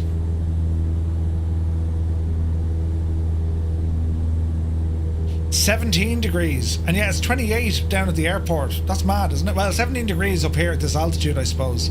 It's a lot warmer down the ground. But it's a great looking plane. It's a very functional plane. It adds just more to the default 172. And what's nice, okay, in the real world, I would definitely prefer a G1000 or a 750. Do you ever watch Aviation 101? Josh's Cessna, November 80901, he has like the dream avionics setup, right? He's got beautiful avionics in that aircraft, including a big old GTN 750. Like, it's incredible, the avionics in that aircraft. But this is good enough. I mean, the 530 is fine. It's great for navigation. And as I say, I'm mad to try the Garmin Pilot. It's $200 a year though. Like, it ain't cheap. But it works out. I nearly dropped my ring again. It works out at about $17 a month, right? Hey, John Morecamp, good to see you. When you see the 3D models in 24 of the 172, they're tiny compared to other models. Yes, Heisenberg, 100%, 100%.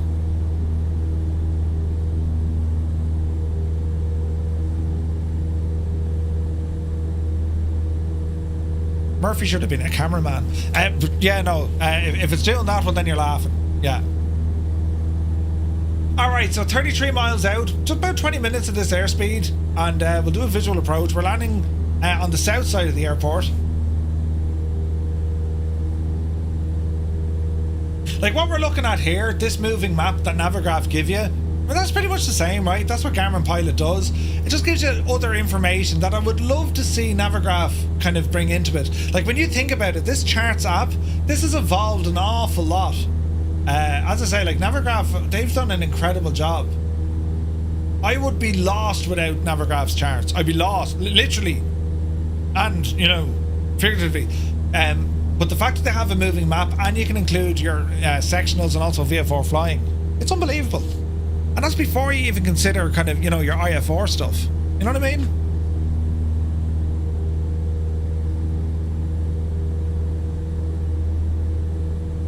We like it. We like it a lot.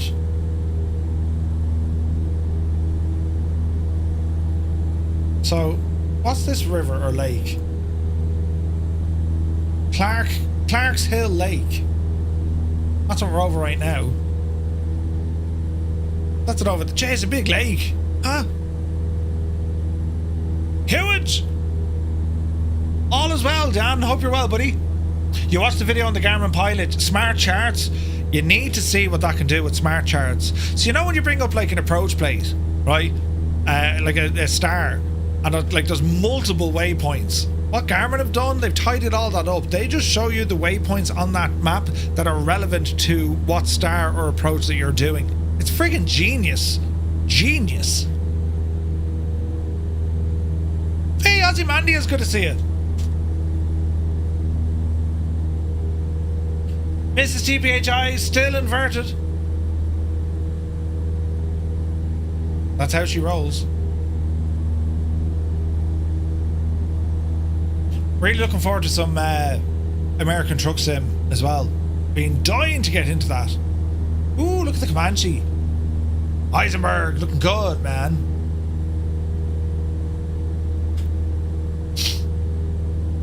Performance is decent in this as well. I'm getting about 100 frames. And like, bring that back to like Friday night, we're like 60 tops. And it's been smooth. Like, we got a little bit of stuttering earlier on, but it seems to have sorted it out, right? And we're getting good out performance here. Jesus, that's amazing flying. Visualize, looking good, man. Lucky Bow is still there. Car DTM. Goose is with us. Dougal's still flying there. There's Muse Fan way off on our right wing. Car DTM. Captain Cocktail. Ace Driver. Akila's there. Airwolf. Goose. There's always one. Mr. TPHI. Bio Games. Velo. Jersey. Angels. And Heisenberg. What a great day for a flight. Looking forward to the buses they've announced. They've announced buses, Mr. Chippy, in ATS. Jesus. Is the ATS multiplayer without expansions? Yes. So, I've all the maps, but what we're doing on Tuesday, we're starting off on, we're just in, like, Los Angeles. That comes with the base sim. So, I've updated the Google Doc, so you need to make sure you grab those add-ons. They're all free. ADS is going to get cars instead, or was it? Oh, they're coming to ETS. ATS is getting cars. I saw Jeff did a video there. Jeez, he did a savage drive. And, oh, there's a pause. He did a savage drive across the US. Right? Driving a car. I know the physics aren't great, but it was still class looking.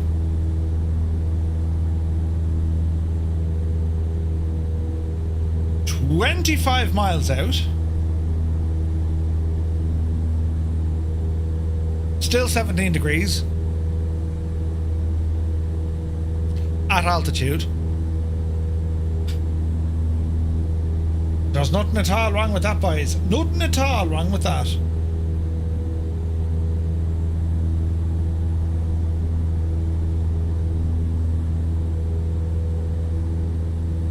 I might have stabbed myself in the head with my glasses. There's bus mods already, but they lack... Or what's a bit of a hack the way passengers work. Yeah, I saw something there for buses. Yeah. I don't know what I'd be into the buses. Fernbus, I think, was not one of them, and you know, I'm looking forward to ATS though. It'll be fun. What have I got? I think I have a reshade working in it as well. Yeah. Reshade makes such a difference. This is the sim without using reshade. Look, so that's the basic sim, no reshade. All right, and you want to turn reshade on, boom. Like that difference, I think, is incredible, especially like when you're looking at like textures on the ground and the sky colors. Personal preference, of course, but I think it looks deadly.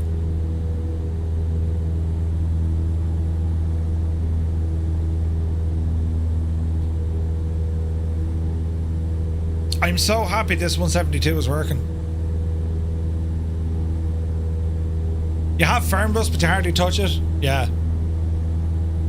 I remember seeing videos of it. Square used to be on it quite a bit. Energizer says, love using reshade, but I'm still kind of curious about Rex Atmos. I've used Atmos before, Energizer. No, reshade is better. Way better. And it's easier. Yeah, doesn't it super tie? And like, it's a little bit washed out. I mean, look, if your eyes weren't used to it, it's fine. But if your eyes are used to it, you know. Reshade off. Reshade on. Like, it's a huge thing.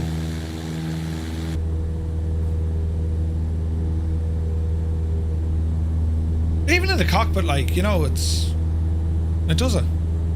Hey, Catpat, good to see you, buddy. Hope you're well. Oh, we're getting stutters now. About 20 miles out. Photogrammetry's loading in.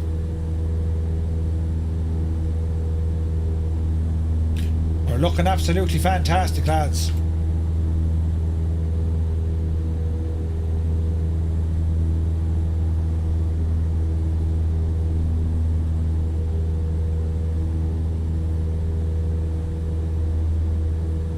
Now, where is this?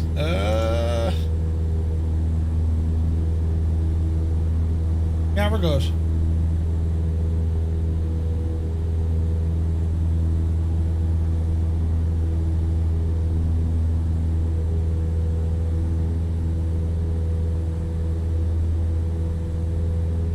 So the WB-SIM C172, which was always deadly in flights in 2020, it's working.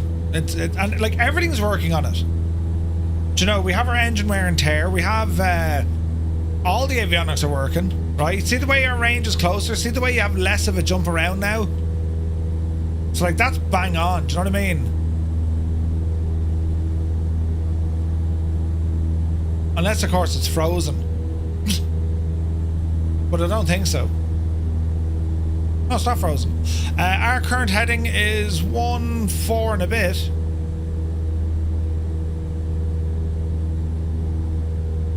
So the ADF is not bringing us to the airport, it's bringing us to that ADF station. Their little non-directional beacon, or NDB. Armachi, good to see you, man. Hope you're well.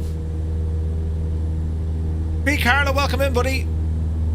Hope you're all having a great Sunday, lads. Back to work tomorrow. Well, for those, of course, who aren't in Ireland are back to work tomorrow. The Irish have tomorrow off. We said, no, shag it. Take the whole day off. It'll be grand, lads. It'll be grand.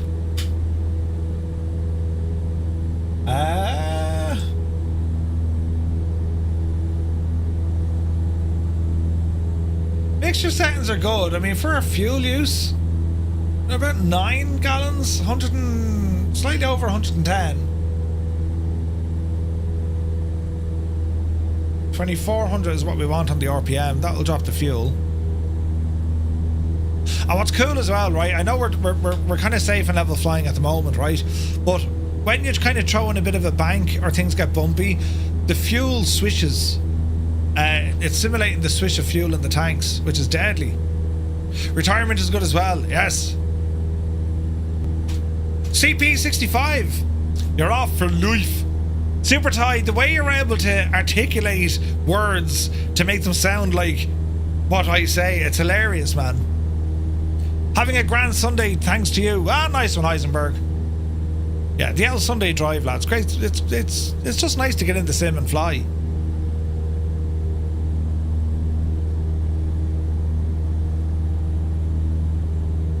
It's been a beautiful route. Also, I've stopped Volanta. Well, I haven't uninstalled it, but like I stopped paying for premium because every time I try to use it, it's like, oh no, it didn't start your flight, and I guess real messy with aircraft. So I've stopped using Volanta. That Elvatrex or Elevatrex or whatever that's called, I need to check. Oh, look at that!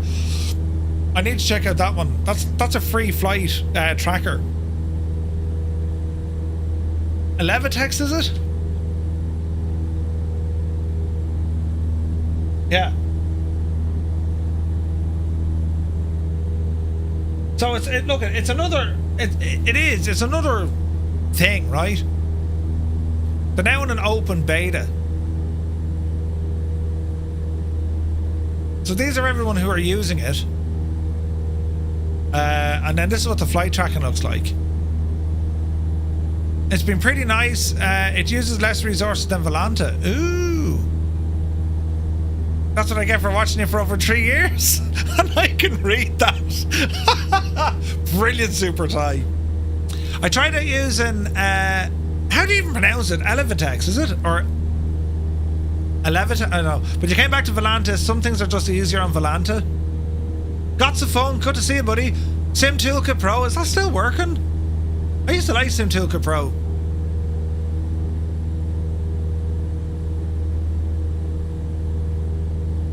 Yeah, I don't know. I'll give this a bash and see what it's all about.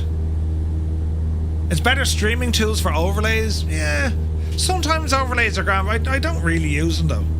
Like I have some overlay stuff there. Just I haven't turned most of them on.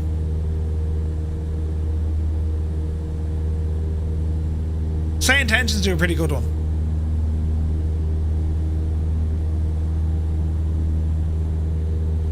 Alright, how are we looking here, lads? We're getting close. We're over Augusta. So once we pass by Augusta, Daniel, which is just here, we'll do a left turn. Although, no, we'll do a right turn. We'll keep it on this side, but remember those big aerials. Yeah, we need to watch out for them. So this is going to be a right turn to 180 degrees.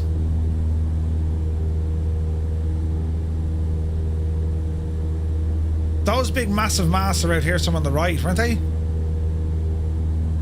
think I saw Alison using it. She might have an opinion. Yeah, I must ask Ali actually. Yeah.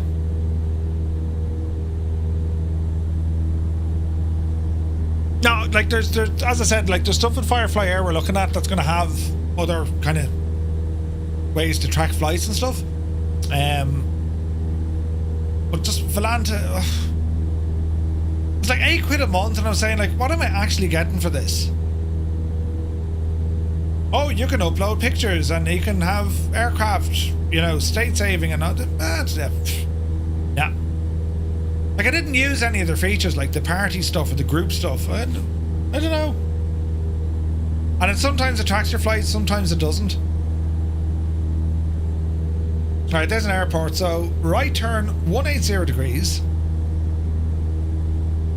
Let's go heading mode. Let's drop down to, I don't know, let's call it 1,500 feet. Arm it. Down the hill we go at 500 feet a minute. For speed as we do it. Overlays with that heading and altitude help a lot when trying to keep up with you in group flights. Oh, do you reckon? Yeah, I was using one from, say, Intentions. I turned it off. I just need to configure it. But, you know, a lot of them don't really like, unless you're doing, like, IF4 stuff.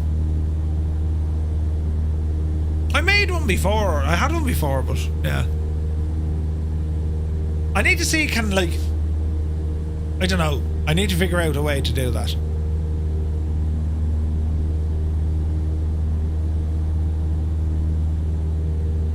Somewhere on the screen, maybe. Like, you could put it up the very top there, out of the way, I suppose. You could do that. Never used premium Volante. Always stuck to the free tier. Yeah. I was on premium for years. I was just like, yeah. Right, so this is going to be a full stop. As you see the airport appear over here. We're going to enter left base. This is Kando's neck of the woods. That's his local airport. So there's a Candonian house out here somewhere.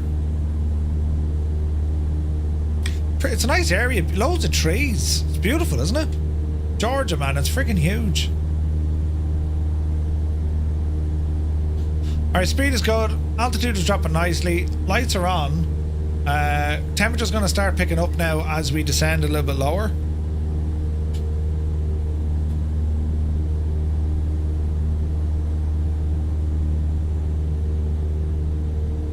But yeah, we're looking good, lads. This has been a really nice flight.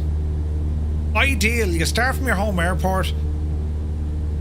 Whilst flying somewhere else, do a touch and go, just to kind of, you know what I mean? Alright, 2,500 feet.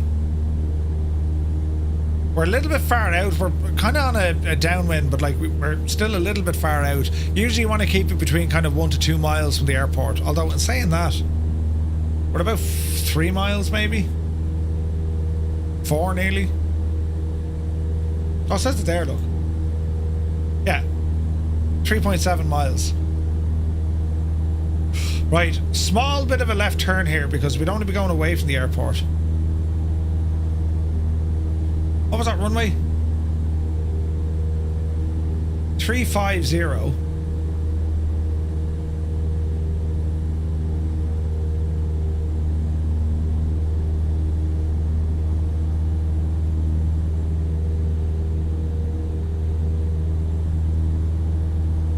So we want to turn to about 160.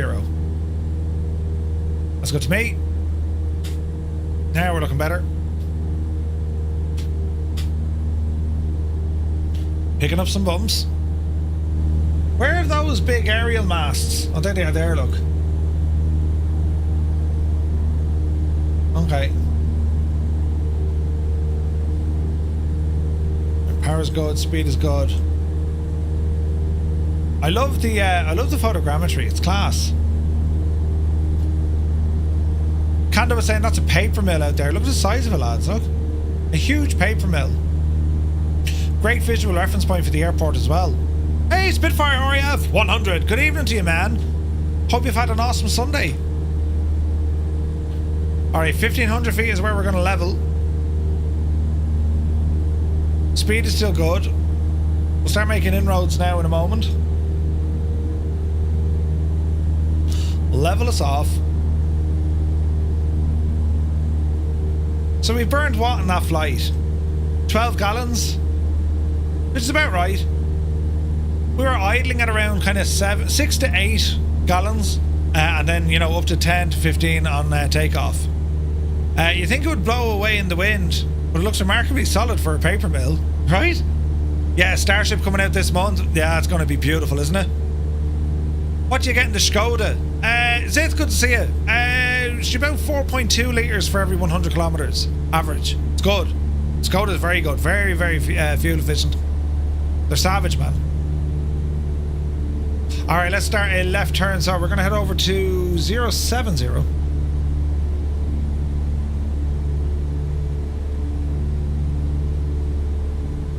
All is well. Right, quick check. So fuel tanks are good. We'll start with the flaps in a moment. Mixture coming in. Mixture rich. Altitude 1,500 feet. Airport coming up here on the left side. We'll use the paper mill as our turning point. Lights are on. Fuel pump, leave it off. Let that speed start coming down itself. About 100 knots at the moment.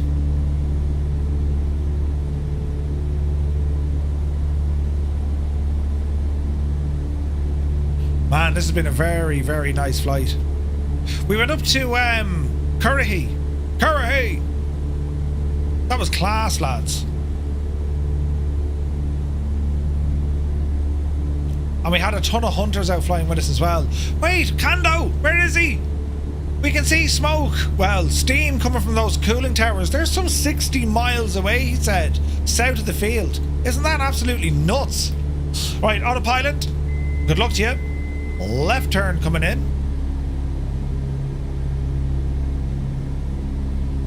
There's our paper mill. Here's our runway. Easy now. 100 knots. Go for a notch of flaps here.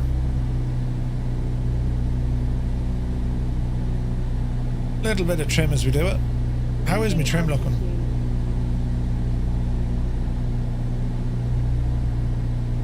We're pretty bang on with our trim. Alrighty. Winds are variable. Everything else is dialed in. Mixture's rich. Fuel is on the fullest tank, selected to both. Gear is already down because it's fixed. We've one notch of flaps. Just get ourselves tidied up here as we approach. Watching our speed as we do it. Great detail in the road, isn't it? Hey, Bat, good to see you, man. Happy Sunday. Alright, looking good. Easy now.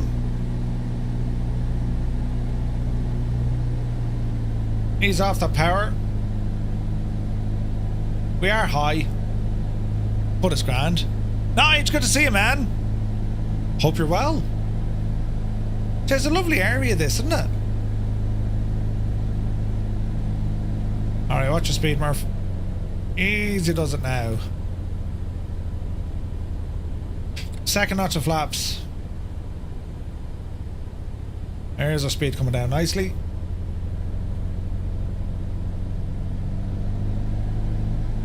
Little bit of a crosswind. We can see the weather sock. Speed is good. Is the GPHI still upside down? No, it's Coach. Man, Coach. The man has skills. Right. Easy now. I'm happy enough with 2 notches of flaps. Huge runway here. This is awesome.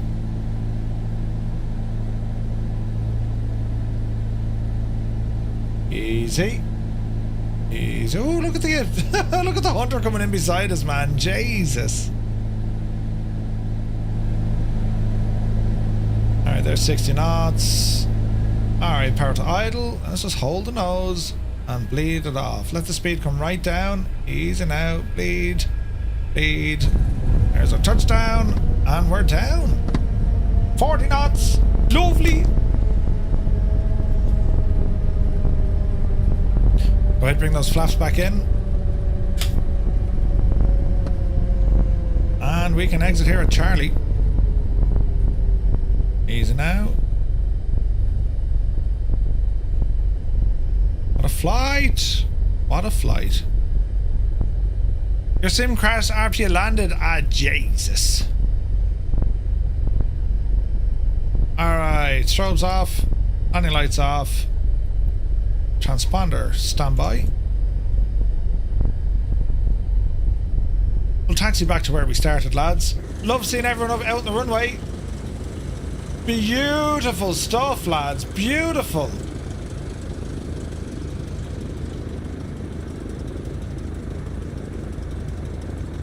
Your man is a special kind of agent, isn't he? Right. Jared, good to see you, buddy. Alright, let's just lean this as we're taxiing.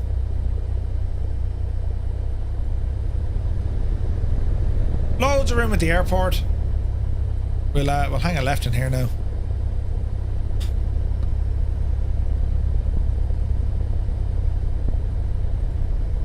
Easy now. Great flying, guys. That was awesome.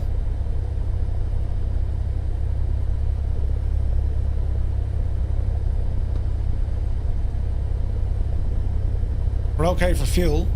We'll head back to the LT hangars.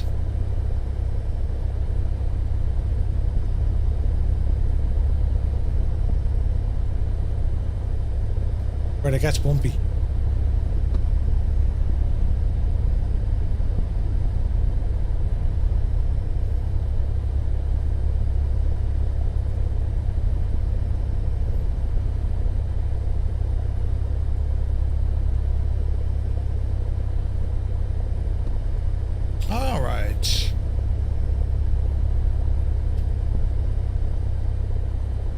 Bit of a bump.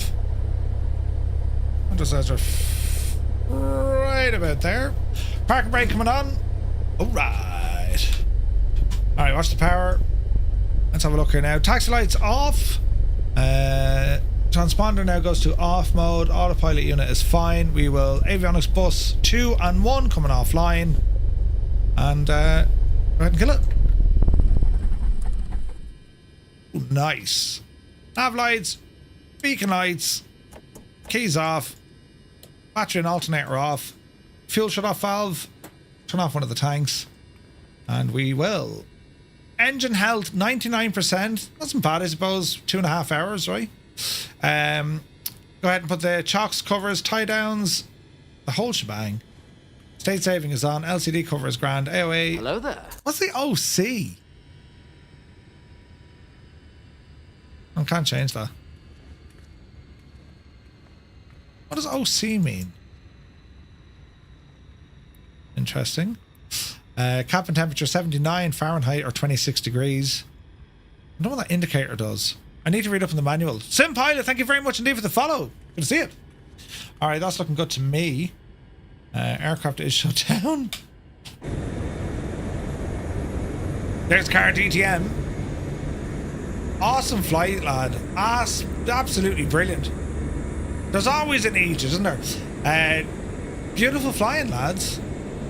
A nice... Hey, Dublin 18 is with us. A nice Sunday drive. With our gorgeous 172 from WB-SIM. Seems to be working just fine at 24. It takes a little bit to get it up and running in the sim, but it works. Yeah, it does outside air temperature, 100%. So it's on your main chrono up here in the top left. So I'd need the battery on. So let's see, 24E... That's volts, 82, so yeah, 28 degrees on the ground outside. 28 degrees. So yeah, that works quite well. Works quite well. Right, lads, that's going to do it for today. I want to thank you all so very much indeed for joining in on this flight. A very nice general aviation VF4 trip that brought us out of Augusta as we headed up towards Toccoa and then back down again about 2 hours flight time. Was it 2.5 hours? Really, really nice. Delighted that this machine is working. We're back tomorrow at some stage during the day, and of course we will be there tomorrow night, starting off a brand new Monday night series in the G111, the Albatross. So stand by for the raid. We'll go over and say hello to Adam, and I'll catch you on Discord, and until then, enjoy the rest of your weekend, and we'll see you very, very soon. Thanks for watching.